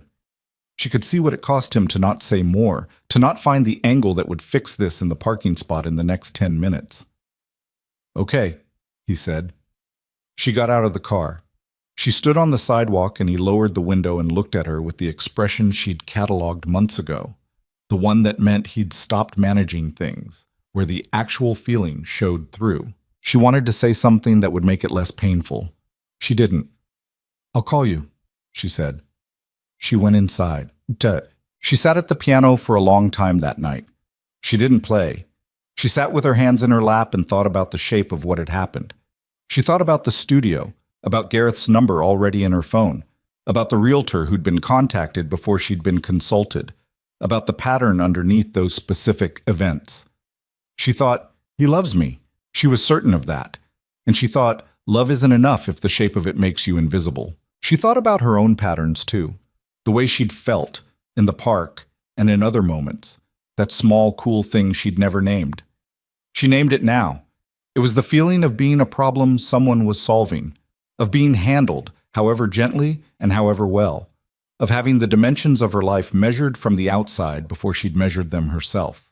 It wasn't what he'd intended, she knew that, but intention and impact were different problems. And she'd learned enough about herself in the past 9 months to know that she couldn't paper over impact with intention. Not anymore. Not after all the work she'd done to stop being the kind of person who folded. She put her hands on the keys. She played a chord. She held it. She thought about Ava, about the yellow rain jacket with the broken zipper, the new green one with the white flowers that the child had chosen herself when she was ready. I kept thinking the right one would show up. And then it did. She played another chord. She thought, the love is real. Everything that happened between July and tonight is real. And this is also real. This thing that I can't let go of, this need to be someone who participates in her own life. She thought, I don't know whether those two real things can exist in the same future. She played until 2 a.m, not any specific piece, just sounds, progressions, the musical equivalent of pacing. Trying to find her way through something that didn't have a clear harmonic resolution, that was going to sit in dissonance for a while, whether she was ready for it or not. When she finally stopped, the apartment was very quiet. She sat in the silence after the sound. Outside, the city was doing what it always did, moving, always moving, not waiting, never waiting. She sat still in the middle of it and held the two things that were both true at once and understood that she was going to have to figure out, probably not tonight, which truth was bigger, and whether big enough was enough. She didn't call him for 11 days. She hadn't planned on 11. She told herself a few days, enough to let the sediment settle, enough to see clearly once the immediate emotional charge had moved through her. But the few days became a week, and the week became more than a week. And each morning she woke up and thought, today? And then didn't. It wasn't that she was punishing him. She was clear-eyed enough about herself to know the difference between distance as punishment and distance as necessity. This was necessity. She needed the room to hear herself think without the weight of his presence in the thinking, without the specific gravity of him that had, she was realizing, been shaping the contours of her days for longer than she'd tracked. She kept her shifts at Carver's. She taught her students. Sophie was making real progress. Her right hand had developed a consistency that hadn't been there 2 months ago, and she'd started listening to herself play, which was the actual skill underneath all the other skills. Marcus had stopped looking like he was serving a sentence and now looked merely neutral, which Megan considered a victory. Priya was learning a Beethoven sonata that was slightly above her current level, which Megan had assigned on purpose, because Priya needed the friction of something hard and the specific education of being humbled by something she'd assumed she could manage.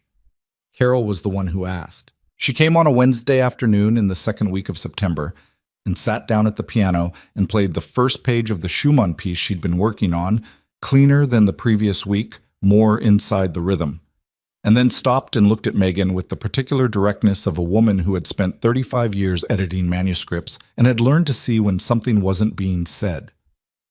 "Something's different with you," she said. "I'm fine." "I didn't ask if you were fine. I said something's different." Megan stood with her arms crossed and looked at the floor, and then at the ceiling, and then at Carol. "I'm dealing with something. It's not about you or your lesson." "I know it's not about my lesson." Carol folded her hands in her lap. "Do you want to talk about it? Or do you want me to play scales while you collect yourself?" Megan almost laughed. "You don't have to play scales." "Then talk."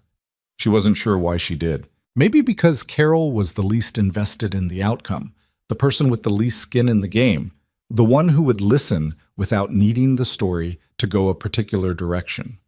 Or maybe because 11 days of silence had built up a pressure that needed somewhere to go, and Carol's steady, unsentimental presence was the right container for it. She gave her the shape of it, not the details.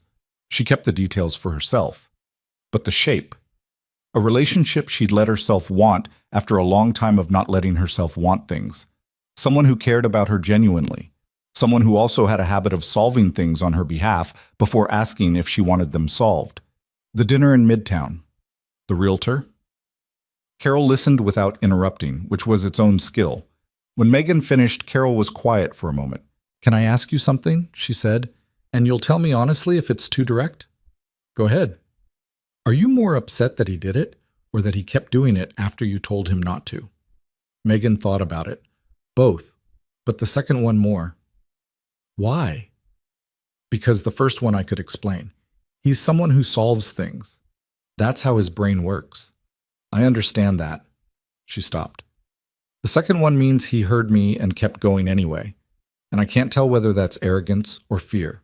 Whether he was doing it because he thought he knew better, or because the idea of not having a plan made him too anxious to stop."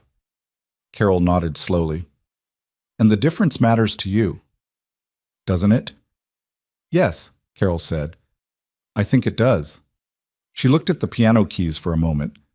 "My husband used to do something similar. He was a planner. He had every vacation mapped out 6 months ahead, every decision analyzed from every angle before it was made. For the first 10 years of our marriage, I thought it was about control, about needing to be the one who ran things." "Was it?" "No." She touched a key without pressing it. "It was about terror. He grew up in a house where things fell apart without warning.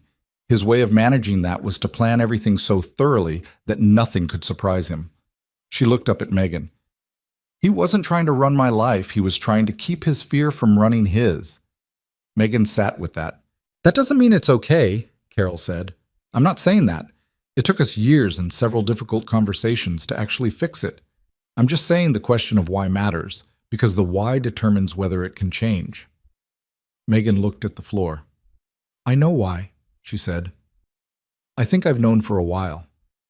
"It doesn't make it easier." "No," Carol said. "Understanding someone rarely makes things easier. It just makes them more honest." She picked up the Schumann and started playing.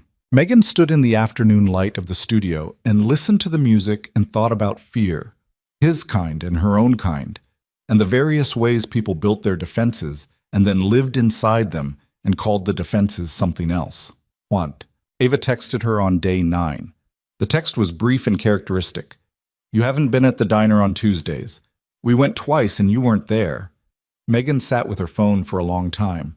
Then she texted back, "I know, I'm sorry, I'm dealing with some things. Tell me about your week."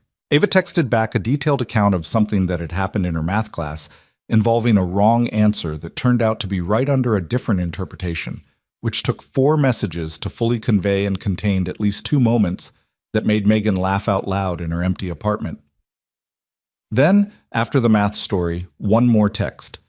"Are you and Uncle Ethan okay?" Megan sat with that one for longer. She texted, "We're figuring some things out. It's okay." Ava texted back, okay. And then, a minute later, he's been quiet. Megan put her phone face down on the table. She looked at the piano. She thought, he's been quiet. She knew what that meant because she'd spent 9 months learning what Ethan's quiet meant. The different textures of it, which were thinking quiet and hurting quiet and holding himself together quiet.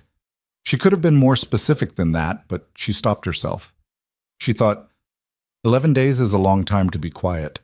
She thought, I'm not ready. And then, but I need to be honest with myself about whether I'm not ready or whether I'm afraid. She'd told him, at the restaurant, I can't be with someone who makes the decisions for me. She'd meant it. She still meant it. She'd also told him, months ago in the park, leaning against his arm while Ava slept between them. I love them. Both of them.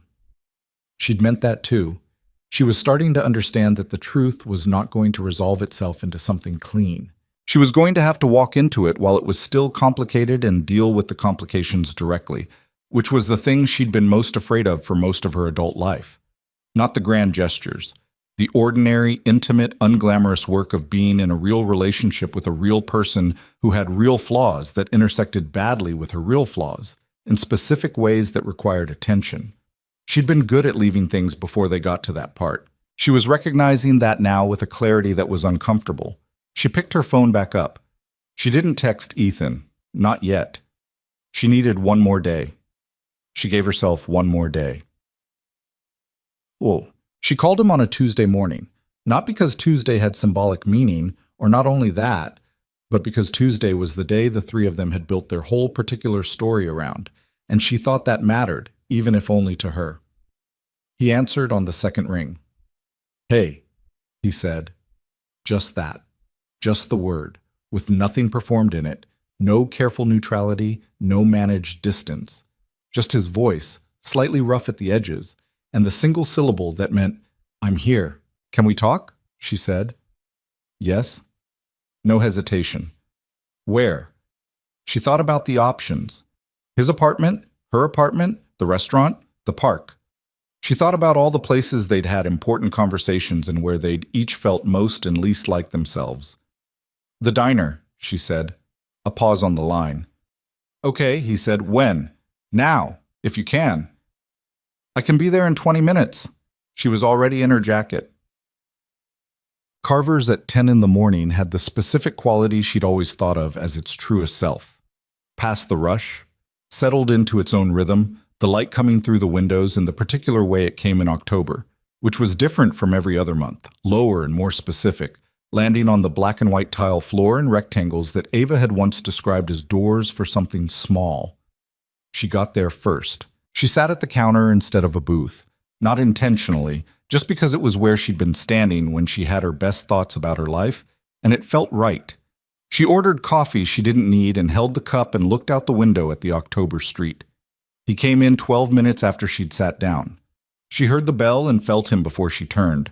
That particular awareness she'd had since October of last year, the way a room changed when he was in it. She turned and he was there, in a jacket she'd seen 100 times.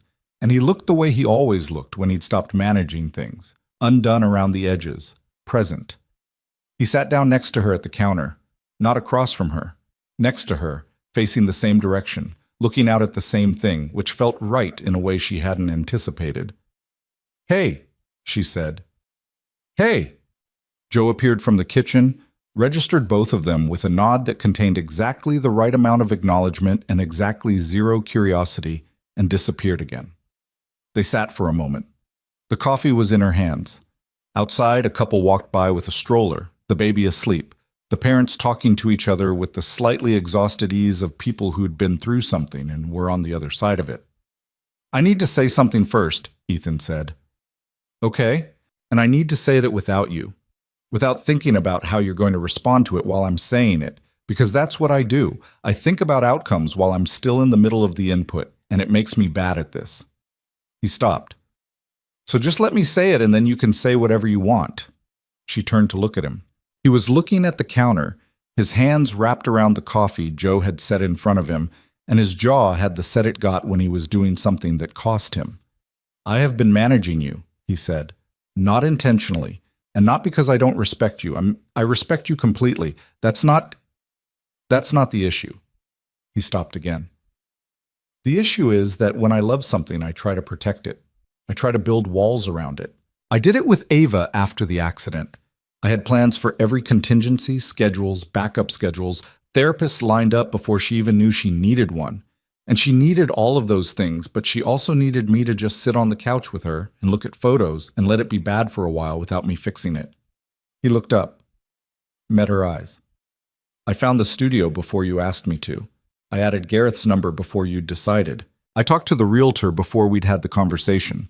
And after you told me in the park that you wanted to be in the thinking, I kept going. Not because I didn't hear you, because I heard you, and I was afraid that if I stopped planning, I wouldn't know what to do with my hands. He exhaled. That's the truth. That's the actual thing underneath it. Megan looked at him. She thought about what Carol had said. It took us years and several difficult conversations to actually fix it. She thought about the Ethan who had been named guardian of a 6-year-old girl and had spent the better part of a year constructing elaborate scaffolding around that grief, trying to hold the shape of things until the grief subsided enough to breathe. She thought about herself, about the 4 years of making herself small, of covering the piano, of filling days with tasks that didn't require her to be present, about the specific cowardice she'd given different names to over the years. Control and avoidance were different looking, but they came from the same root. I know why you do it, she said. I know you do. That's not the point. No, the point is that it has to stop. She said it without heat. Not because I don't understand it, because I can't be in a partnership where one person is already 3 steps ahead deciding what the partnership needs. I've spent a long time letting other people, or just the loudest fear in my own head, make decisions about my life. I'm done with that. And I need whoever I'm with to be done with it too. He nodded. Not the quick nod of someone absorbing information and moving past it. The slower nod of someone taking something in at depth. I know, he said. And I need you to understand something about me, she said. Because this isn't only about what you did wrong. She looked at the counter, then back at him. I walked away. That's what I do when things get hard and I don't know what to do with the hardness.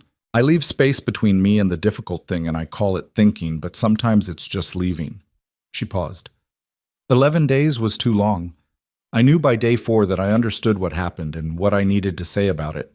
The other 7 days were me being afraid. Of what? She thought about it honestly. Of needing someone and having them not be what I need them to be, of wanting this, us, Ava, everything, and then losing it. I've lost enough things. I got careful about wanting more of them. He looked at her for a long moment. That's fair, he said.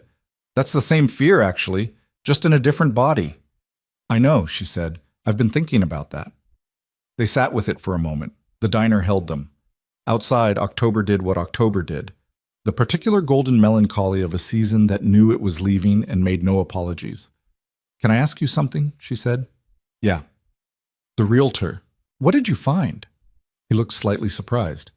A brownstone on West 86th, ground floor commercial, which I thought could work for the studio if you wanted to move it. 3 floors above. Enough space. He said it carefully, watching her. It's probably too much. Probably, she said. But tell me about it anyway. He did. The details came out carefully, without the push of someone selling something. More like someone describing a thought they'd had and weren't sure how to offer.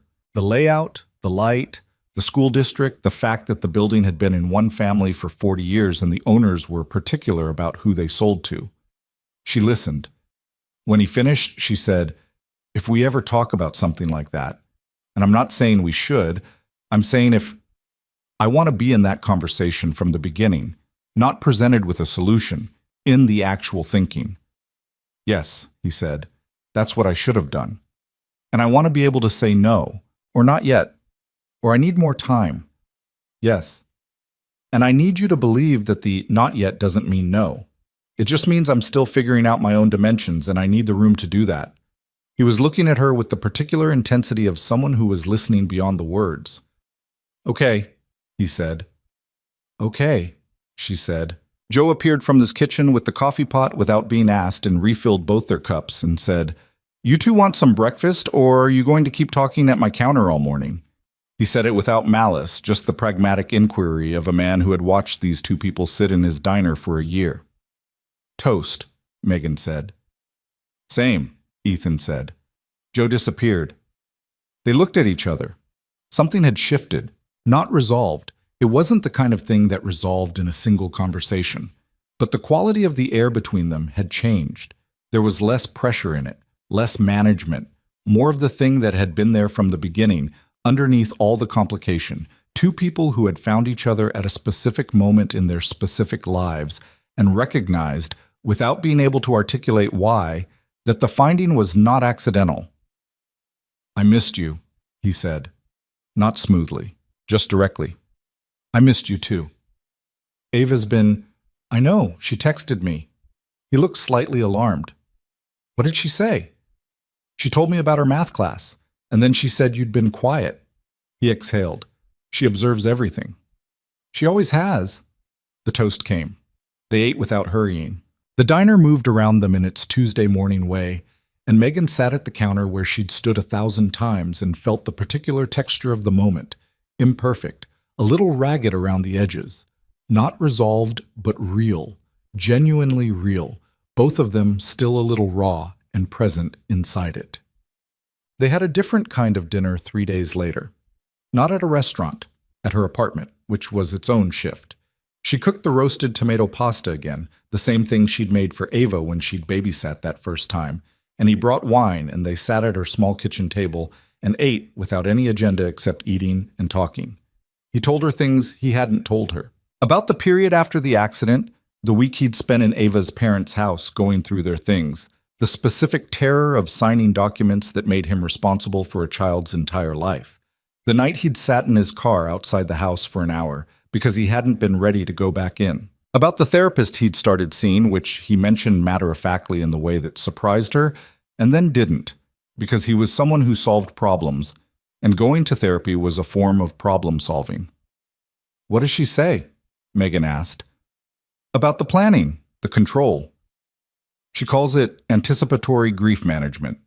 He drank his wine. She says I've spent so much of my life managing loss before it happens that I've made a career out of it, literally. She's not wrong. She's very much not wrong. He turned his wine glass by the stem, which was something she'd started doing too, she realized. Osmosis. She also says I use the planning as a substitute for presence, that if I'm 3 steps ahead of something, I don't have to be actually inside it. That sounds right too. Yeah. He looked at the table. It's not a fun thing to have confirmed by a professional. No, but it's better than not knowing. He looked at her.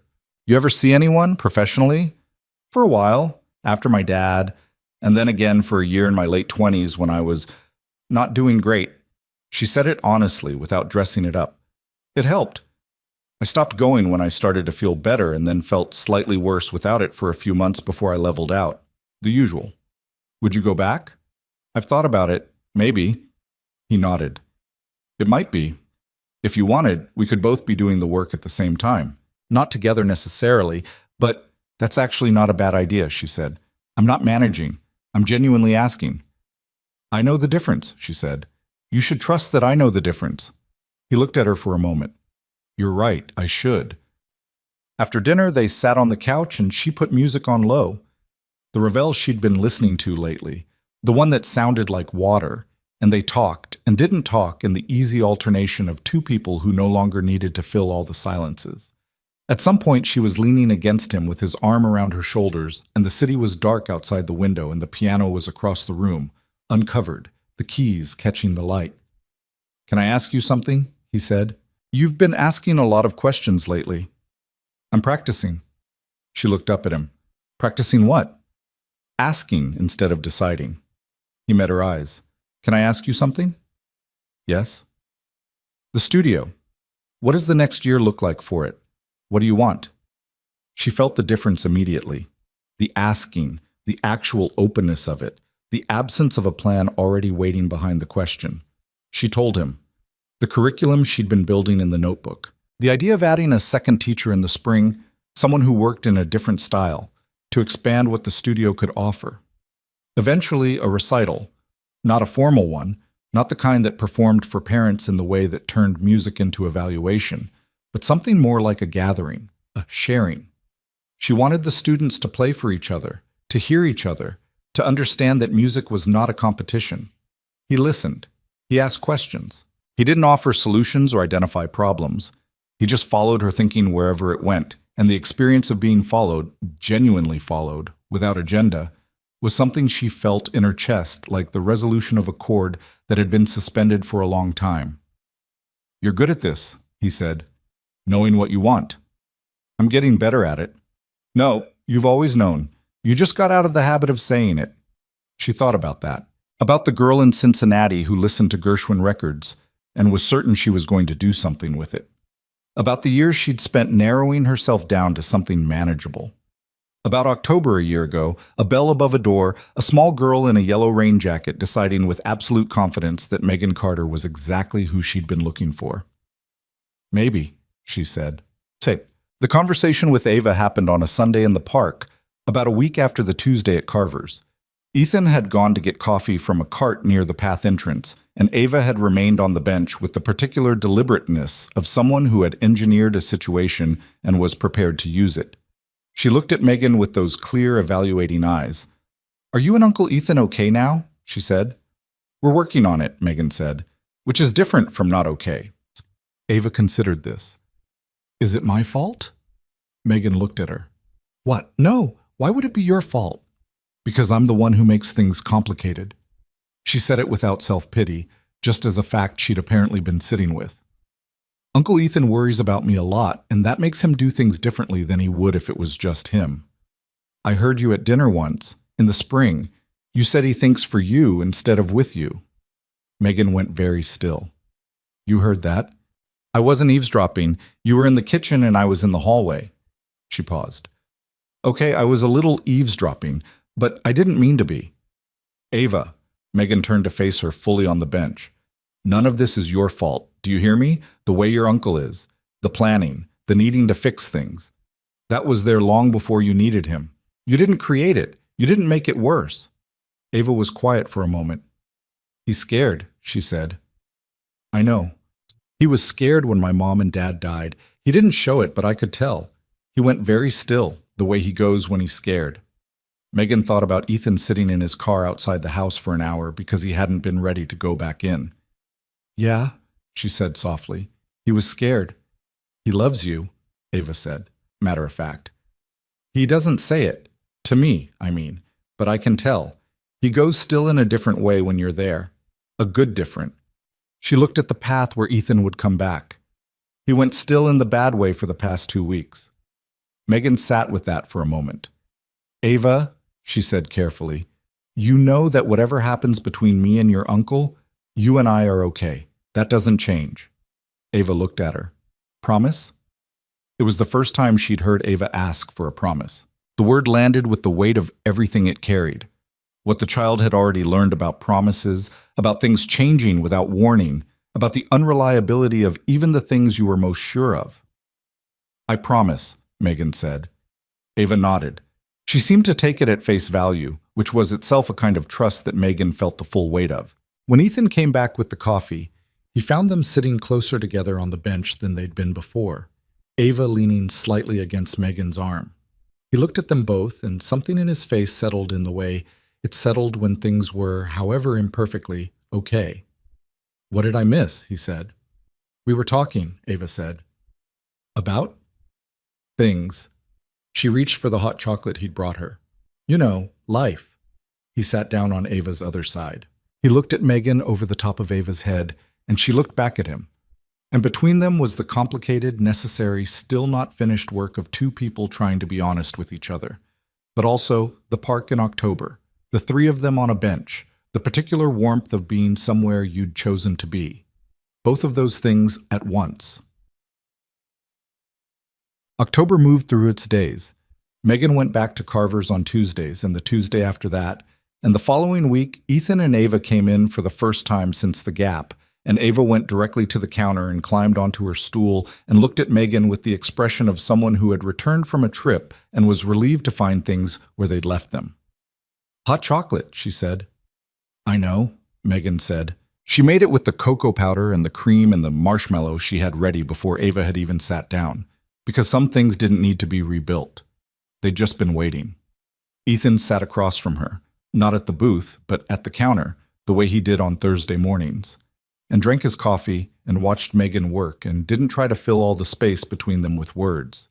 He'd been learning that. She could see it in him, the active practice of it, the way he sat with the quiet instead of immediately constructing something inside it.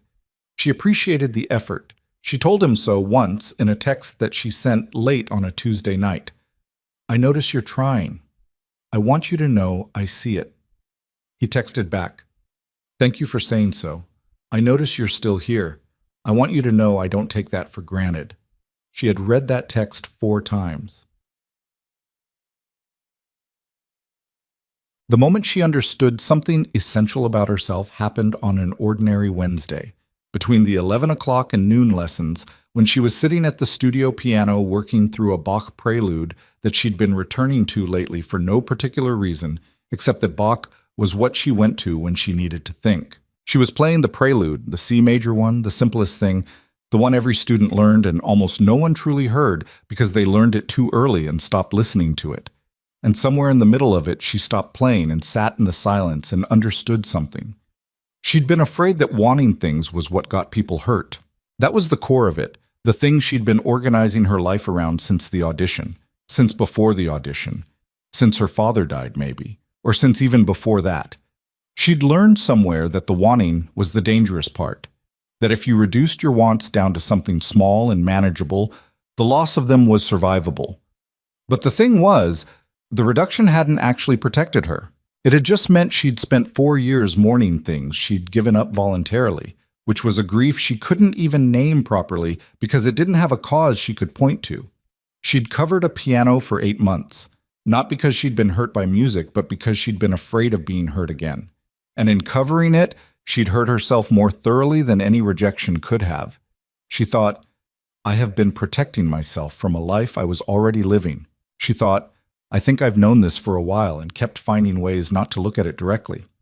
She played the prelude again, all the way through, and in the playing of it, something she'd played hundreds of times, something requiring nothing new from her technically, she felt the thing she'd been trying to get back to for 4 years. Not joy exactly, bigger than joy, more like permission, like she'd stopped standing outside her own life waiting for the right moment to go in. She thought about Ethan, about the realtor conversation, which had been a betrayal of her trust in a specific and real way, and about the man who had been honest about why he'd done it and was, imperfectly and visibly, trying to change the pattern. She thought about the fact that she could see the trying, which meant she could see him, not the managed version, not the controlled exterior, but the actual person doing the actual work of being less afraid. She thought, "I have been holding the mistake against him as a way of not having to be brave enough to go forward." That was uncomfortable to think. She thought it anyway. She finished the prelude. She sat in the afterword of it. She picked up her phone. She texted Ethan, "Are you free Saturday?" He texted back in under a minute. "Yes. What do you need?" She typed and deleted 3 different responses. Then she typed, "Not a need, a want. I want to spend the day with you and Ava if that works." A pause, longer than his usual response time. Then, "It works. It absolutely works." She put the phone down. She put her hands on the piano. She played the Bach again from the beginning and let it be simple and sufficient, which it was. Saturday was the kind of October day that New York occasionally produced as if to remind people why they stayed. Clear, cool, the light specific and gold, the city in its best register. They went to the park first, then lunch at a Thai place near the museum where Ava narrated the aquarium fish with the same authority she'd brought to every subject since Megan had first known her. In the afternoon, they ended up at the studio. Ava had been asking about her first lesson for 2 weeks, and Megan had said Saturday, and so Saturday it was. Ethan sat in the back room with his laptop because he'd brought work and had learned by now that Ava's lessons were not spectator events. She concentrated better without an audience. Megan sat next to Ava on the bench, and they started with the simplest thing, the shape of the hand, the weight of the fingers, what the keys felt like before they made any sound. Ava had the patience for this that she didn't always have for things she considered less interesting, which meant the piano had already done something to her before a note was played. When she played her first chord, a C major, 3 notes, the beginning of everything, she looked up at Megan with the expression Megan recognized from other students, the specific wonder of making a sound that had never existed before in that precise configuration, in that precise moment, from exactly those hands. It felt different than I expected, Ava said. How did you expect it to feel? More like pushing. This felt more like asking. Megan looked at her. Yes, she said. That's exactly what it is.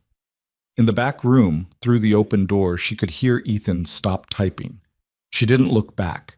She kept her eyes on the keys and let Ava ask them a second question. But she was smiling. The thing about rebuilding trust was that it didn't announce itself. There was no single morning when Megan woke up and felt it click into place. No conversation that ended with everything resolved and accounted for. It happened the way the seasons happened in New York. Gradually and then undeniably, in the accumulation of small evidence until one day you looked around and understood that something had changed without your having witnessed the exact moment of change. November came in cold and definite. The studio had 7 students by the first week of the month, and Megan had started preliminary conversations with a young musician named Daniel, a Juilliard graduate who had been doing session work and teaching privately and was looking for something with more structure, about joining in the new year. He came by on a Tuesday afternoon and played for her, a Schubert impromptu that was technically accomplished and emotionally honest in equal measure, and she hired him on the spot and then second-guessed herself for 20 minutes afterward, which she understood was the standard experience of making a decision before the fear caught up with it. She told Ethan about it that evening. Was the second-guessing useful? He asked. They were on the phone, which had become their default for weeknight conversations when Ava was asleep and the day had quieted down. No, she said. It was just noise. Then you made the right call. Or I made a call and it'll turn out to be right or wrong and I'll deal with it accordingly. That's a more honest version of what I said. I know. She was lying on the couch with the piano visible across the room, uncovered, the lamplight sitting on the keys the way it did at night. How was yours? The day? He told her. A board meeting that had run long, a problem with a portfolio company that was more people-shaped than numbers-shaped, a call with a lawyer about something she gathered was standard but irritating. She listened with the part of her brain that had gotten practiced at reading the texture of his days, which were the things he was genuinely worried about versus the things he was managing fine and mentioning for completeness. The manufacturing company, she said, the one in the Bronx. Did you ever... We closed that in August. What happened with the son? A pause. We brought in an operations consultant, someone his own age as it turned out, which wasn't planned but mattered. The two of them figured out that the son was good at things the father hadn't been interested in, technology integration mainly. The company's modernizing now. He paused again. The son called me last week, said things are better. That's good. Yeah, he said it quietly. It's good. She understood what he meant, that the work sometimes actually did what it was supposed to do, that the capacity to see what was broken and help fix it had genuine value, not just as a career architecture built around an old fear, but as a real thing he was good at, and that helped people. She was glad he could hold both of those truths at the same time. She'd watched him get there. I'm proud of you, she said. She said it simply, without building up to it. A silence on the line, then, thank you. He said it the way he accepted things he hadn't expected, with a slight catch, handled quickly. That means something. I know it does. That's why I said it. So, Ava's second piano lesson was better than the first, and her third was better than the second, which was the standard trajectory but still gratifying every time Megan watched it happen. Ava learned the way she did everything, with focused intensity punctuated by detours, her mind making connections that weren't always linear but usually landed somewhere interesting. In early November, she asked Megan why some songs made you cry, even when nothing sad had happened to you. You mean recently? Or ever? Either. Ava was sitting at the studio piano with her hands in her lap, not playing, thinking. I was listening to something on Uncle Ethan's speaker, and I felt like crying, and I wasn't sad about anything specific. What were you listening to? I don't know the name, It was piano, something slow. Was it the one he plays when he's working late, kind of starts quietly and builds? Ava looked at her. How do you know what he plays when he's working late? He told me once. You two talk about a lot of things. We do, Megan said. Ava accepted this with the equanimity she brought to most facts. So why did it make me want to cry? Megan thought about how to say it. Not the music theory version. That wouldn't be what the child was actually asking. Some music touches something in you that doesn't have words for itself, she said. It's not about being sad. It's more like music can reach the part of you that's been carrying something without knowing it. And when it gets there, the feeling has to come out somehow. Ava sat with that. Like pressure, she said. Yeah, like pressure. That happened when my mom used to play violin too. She said it quietly, looking at her hands on her lap. I'd be fine, and then she'd play, and I'd just feel everything all at once. That's what music does when it's working. Is that why you play? To feel everything at once? Megan looked at this small person who had, over the course of a year, asked her more useful questions about herself than most people managed in a lifetime. Partly, she said, and partly to feel less alone in the things I can't put into words. Ava nodded slowly. I want to be able to do that. You're already starting to. I'm still at the upset bird stage. Less upset than before. Ava considered this with appropriate seriousness. Then she put her hands back on the keys, found her position the way Megan had taught her, and played the scale they'd been working on. Not perfectly, the fourth finger still collapsing slightly on the way down, but with more weight in it than the last time, more intention. Like she was saying something with it rather than just executing it. Megan sat beside her and listened and felt the specific fullness of the moment. A child finding her way into music for the first time, in a room built for exactly that purpose, in the afternoon light that came through the west-facing windows and fell across the piano keys like the whole thing had been designed with this moment in mind. She thought, there are things you can't plan for. You can only make yourself ready enough to recognize them when they arrive. The things she'd told herself about fear, that she'd been protecting herself from a life she was already living, turned out to be the thought that kept returning when she needed it most.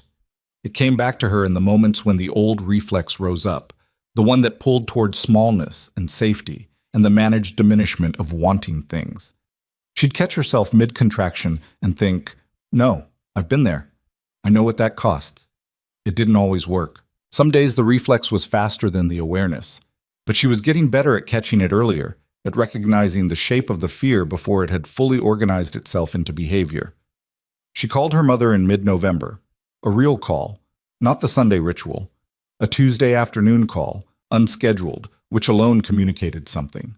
Her mother, to her credit, answered on the second ring and didn't ask what was wrong. They talked for an hour, not about the things they usually talked about, logistics, health updates, the surface-level news of each other's lives, but about the actual things. Her mother talked about how it had been when Megan's father was sick, and she'd been holding everything together and hadn't told anyone how frightened she was because she'd needed to be the one who wasn't frightened. Megan talked about the audition and what had happened in the years afterward, which she'd only ever told her mother in the broad strokes. I thought you were just taking time, her mother said. I didn't know it had gotten so quiet for you. I didn't let it show. No, you're very good at that. A pause. Too good sometimes. I know. This man, her mother said carefully. Ethan. Yes. You sound different when you talk about him. You've sounded different for months. I was waiting to see if you'd say something. I'm saying something now. I noticed. Another pause. Is it good or is it complicated? Both, Megan said, which I think means it's real. Her mother was quiet for a moment.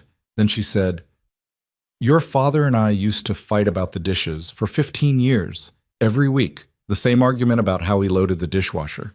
She said it like she was telling a story she'd told before, but differently this time, with something new in it. I used to think it was about the dishes. It was never about the dishes. It was about how much space we gave each other and how much we took. Once we figured that out, the dishes thing went away. What was it actually about? He wanted to feel like his way of doing things had value, even in a small domestic task. I wanted to feel like I wasn't always being quietly corrected. She paused. Two people, two completely different fears, showing up as an argument about a dishwasher. Megan sat with that for a moment. That sounds familiar. I expect it does. She could hear her mother's smile in it.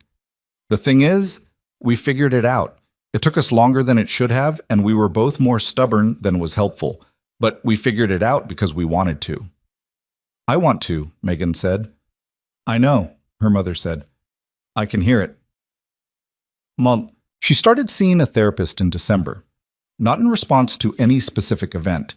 It had been building since the conversation with Carol, since the month of distance, and the things she'd understood about herself inside it. The therapist was a woman named Renata, who had an office on the East Side and who, in their first session, said, "What are you hoping to get out of this?" in a tone that made clear she wanted a real answer, not the prepared one. Megan gave her the real one. She talked about her father and the piano and the audition and 4 years of managed smallness. She talked about Ethan and the realtor and the pattern she'd identified in herself. The retreat, the distance called thinking that was sometimes actually fear. She talked about learning to want things again and the specific terror of doing that. The way wanting things made you available for loss in a way that not wanting didn't. Renata listened. She asked questions that were not rhetorical and didn't have built-in answers. She said, near the end of the first session, "It sounds like you've done a lot of the work already. You're clear about the patterns. The question is whether the understanding is enough or whether there's still a gap between knowing and living." "There's a gap," Megan said. "Most people have one. That's what we're here for." She went every other week. It didn't solve anything in the way solving worked in her piano teaching. Clear progress, measurable improvement, the movement from one stage to the next. It was more like adjusting the action on a piano, small calibrations, most invisible, that changed the response of the instrument over time. She noticed the changes in the way she talked to Ethan, more directly, less hedging around the things she actually meant. When she was unsettled by something she said so earlier, before it had built up into 11 days of distance. When she was happy, she let him see it without immediately checking whether showing happiness was tactically wise. And Ethan, she watched him learn things too. He stopped presenting solutions. When she talked about the studio, he asked questions and followed her thinking and only offered his own perspective when she asked for it. And when he did offer it, he flagged it as his own perspective rather than the obvious answer. It wasn't always natural. She could see him catching himself sometimes, stopping mid-sentence to back up and ask instead of assert. The effort was visible, and she didn't make him feel bad about that visibility. It wasn't weakness to try. It was the opposite. In December, he told her, over dinner, that he'd asked his therapist about the planning behavior in the context of their relationship. "What did she say?" Megan asked.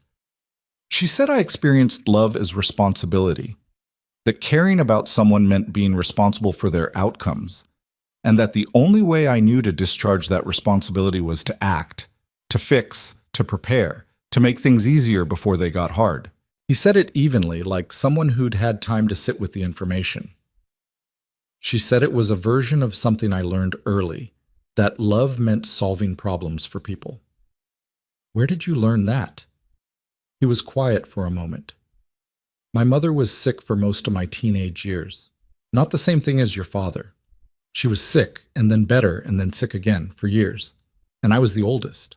And what I learned was that the way to love her was to make sure she never had to worry about anything I could handle." He stopped. "She died not worrying about me. She would have told you that was a gift." "Was it?" "For her, maybe." He looked at his hands. "For me, it meant I learned to disappear inside the taking care of. I got so good at it that I forgot there was something underneath it." "What's underneath it?" He looked at her. The restaurant was doing its dinner thing around them, the warm noise of other people's lives. And in the middle of it, Ethan Sterling looked at her with the expression she'd stopped trying to catalog because there wasn't a category that fit it, that was just specifically his, open, careful, more present than he was comfortable being, and present anyway. "Fear that if I stop handling things, the people I love will leave," he said, "or die, or both." She held his gaze. She didn't soften it or smooth it over. "I'm not going anywhere," she said, "and I'm not a problem to be handled. and I need you to practice knowing the difference." "I know," he said. "I'm practicing." "I know you are." She reached across the table and put her hand over his, not as a resolution, as an acknowledgement of the distance they had traveled and the distance still in front of them and the decision, which neither of them had made formally or announced to anyone, to travel it together. Sarsum. The studio's first recital happened on a Saturday afternoon in early February, 8 months after Megan had signed the lease. She'd resisted calling it a recital.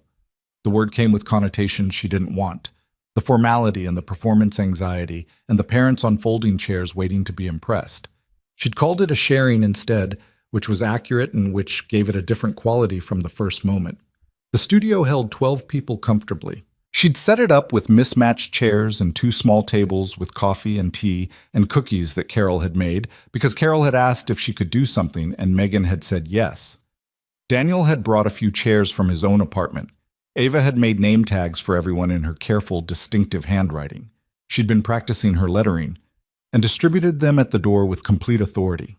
Sophie played first. She was 8 now, and she'd been working on a piece by a lesser-known French composer that Megan had chosen specifically because it had a long phrase in the middle that required patience, the willingness to sit inside a moment that felt unresolved until it finally resolved. Sophie played it with her tongue slightly between her teeth in concentration, and in the long middle phrase she did what she'd been working toward for months. She sat inside it. She didn't rush. She waited for it. When she finished, she looked up, and Megan gave her the small nod that meant, yes, that was it. You did the thing. Marcus played a simplified Bach, which he'd asked for himself.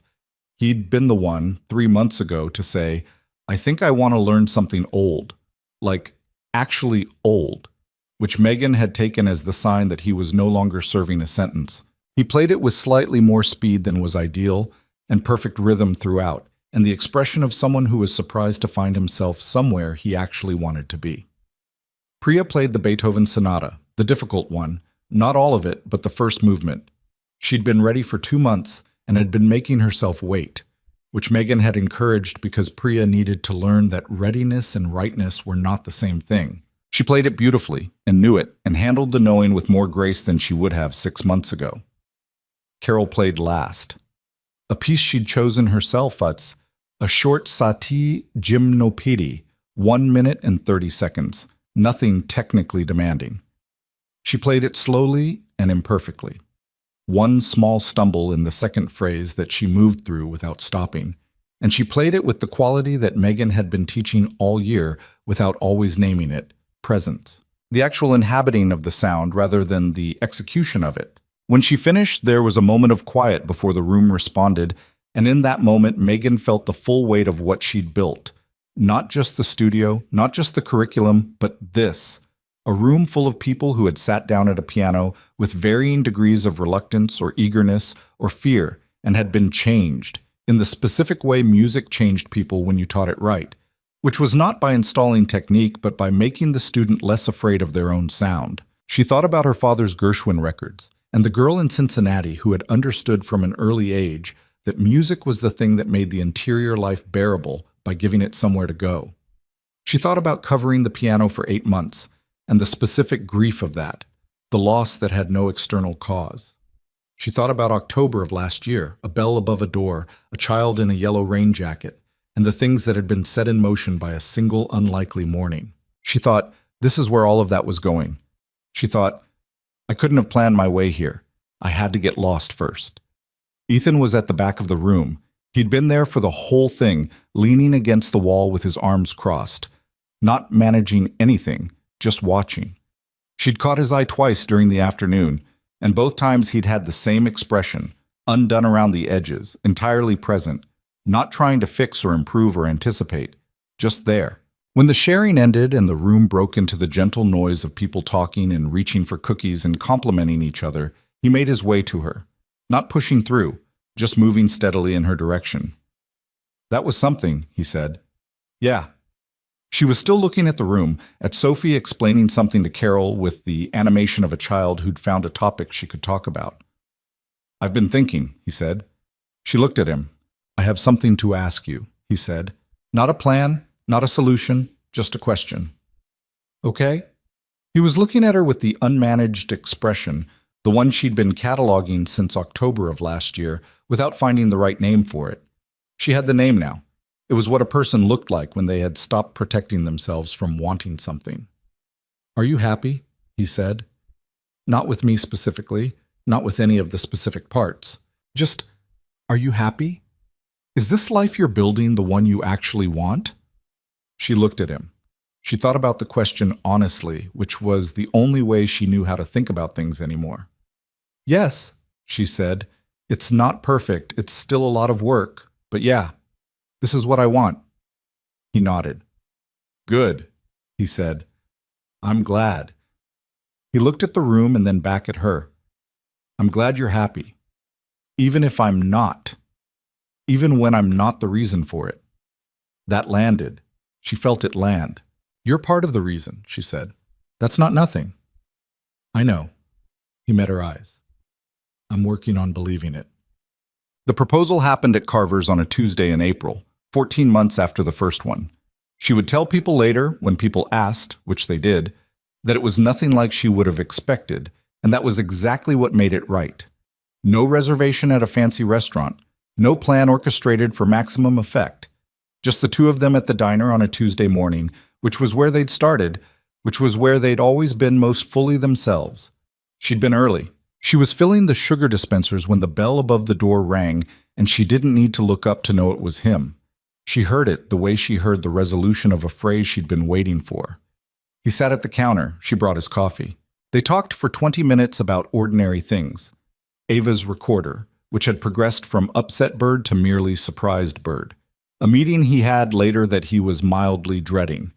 Whether the diner should get new chairs or just reupholster the existing ones, which had been a running conversation with the owner for 3 months.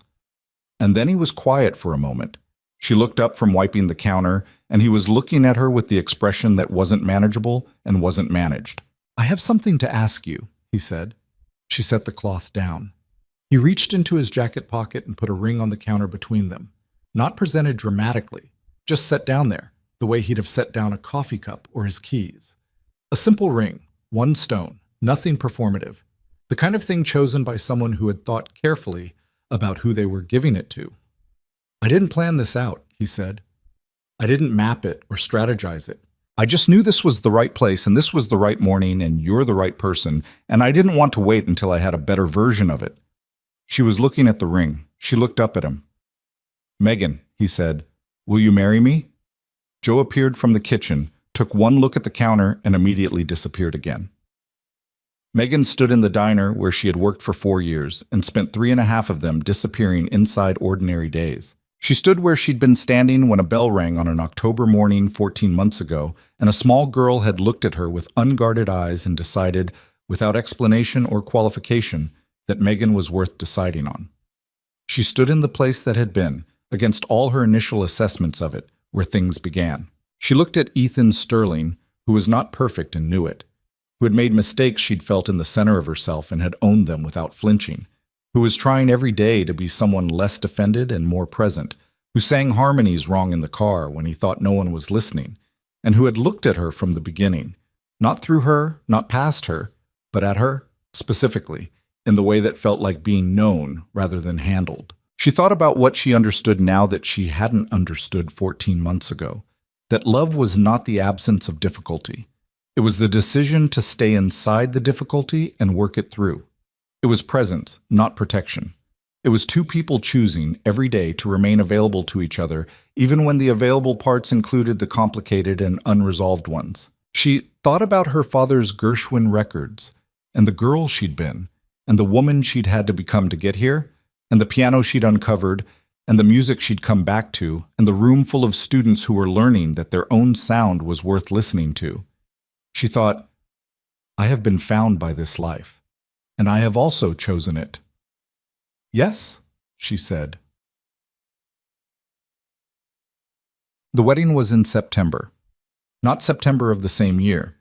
They gave themselves time, which was the thing they'd both learned to do. They planned it together, which was different from one person planning and the other person arriving to something already arranged. It took longer and required more conversations, and was more difficult in the specific way that doing things together honestly was more difficult than either doing them alone or having them done for you. The venue was small, an event space in Brooklyn that held 60 people, exposed brick, good light. Carol made something for the dessert table. Daniel played piano before the ceremony, a short Chopin nocturne, and then, because Ava had made a specific request, the first page of Clair de Lune, which made Megan stand in the anteroom with her eyes closed for a moment. Ava was the person who walked Megan down the aisle. Not instead of anyone. Megan's mother was there, seated, watching with an expression that Megan caught only a glimpse of before she had to look away, because she wasn't ready to cry yet. But Ava had asked, in her particular direct way, if she could.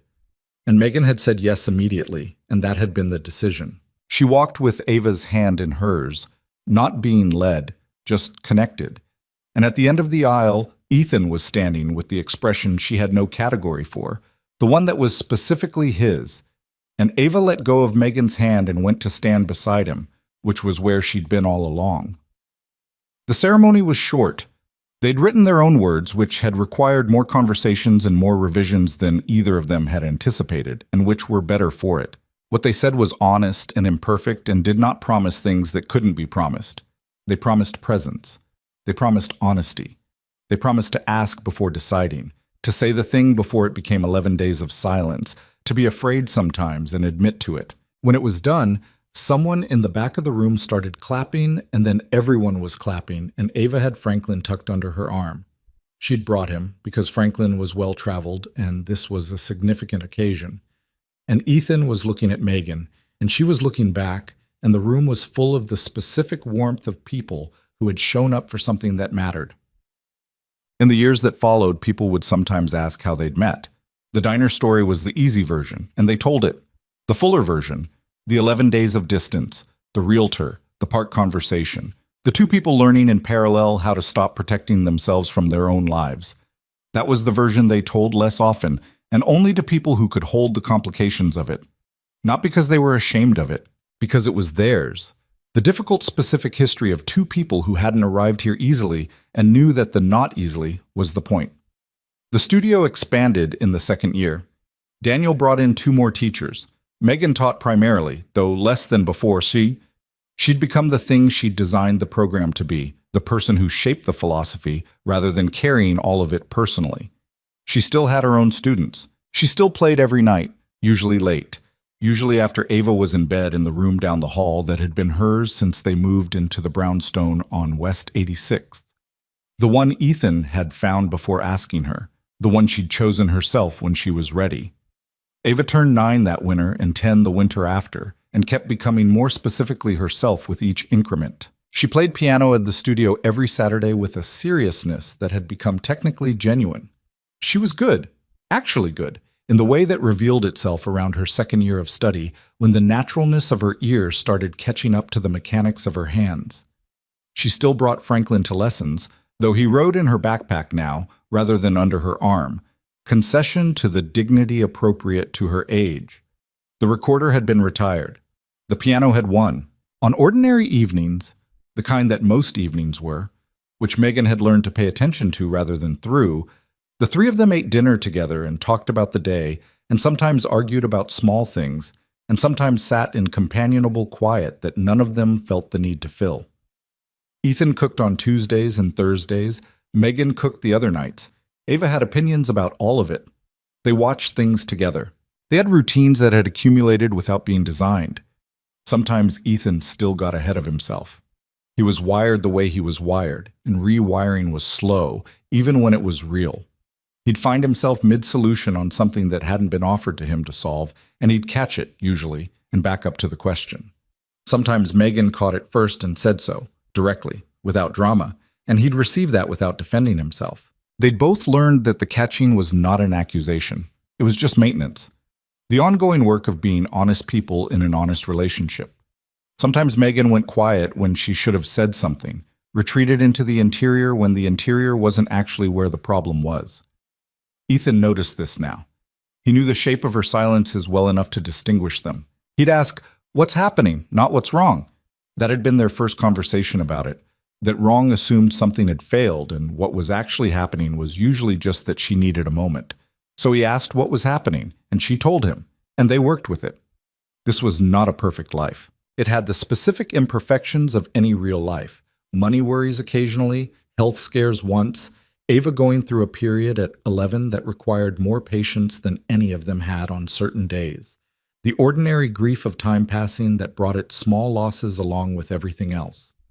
There were weeks when the studio felt like a burden, and weeks when it felt like exactly what it was. There were days when Ethan and Megan were simply tired of each other in the way that people who live together sometimes were, and those days were fine. They were part of it. But what they'd built was real in the way that things were real when they'd been tested and had held. When Megan sat at the piano in the evenings, the good upright she'd moved from her old apartment, which stood now in the living room, uncovered, always uncovered. She played for herself and for anyone who wanted to listen, and what she played was different now than it had been in the apartment on West 104th. Not technically different.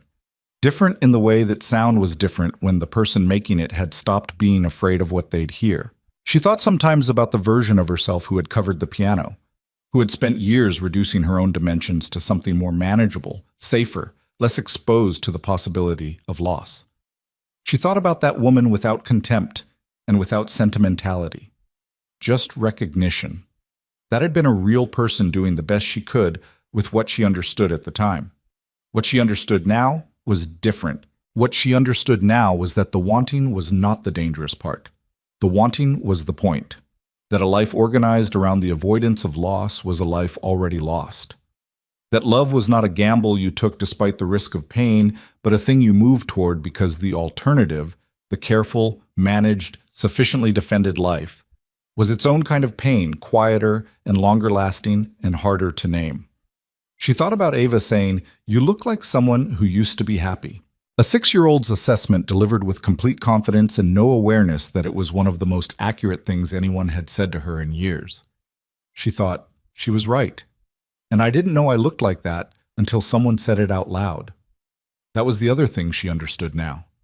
The thing she tried to teach her students, the thing she'd learned the hard way and kept relearning in smaller ways. You couldn't see yourself clearly from the inside. You needed the outside to tell you what you looked like, which meant you needed people. Specific people who would look at you honestly and say the thing they saw, even when it was the thing you weren't ready to hear. She had those people now. She'd made herself available for them. One evening, in the second winter, Ava came into the living room while Megan was playing and sat on the floor beside the piano bench, the way she'd sat outside her mother's door years ago, not asking for anything except to be near the music.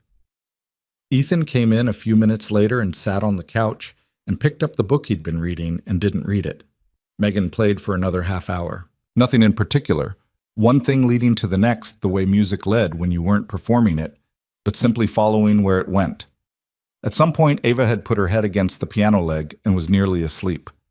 At some point, Ethan had set the book down. She played until she was done.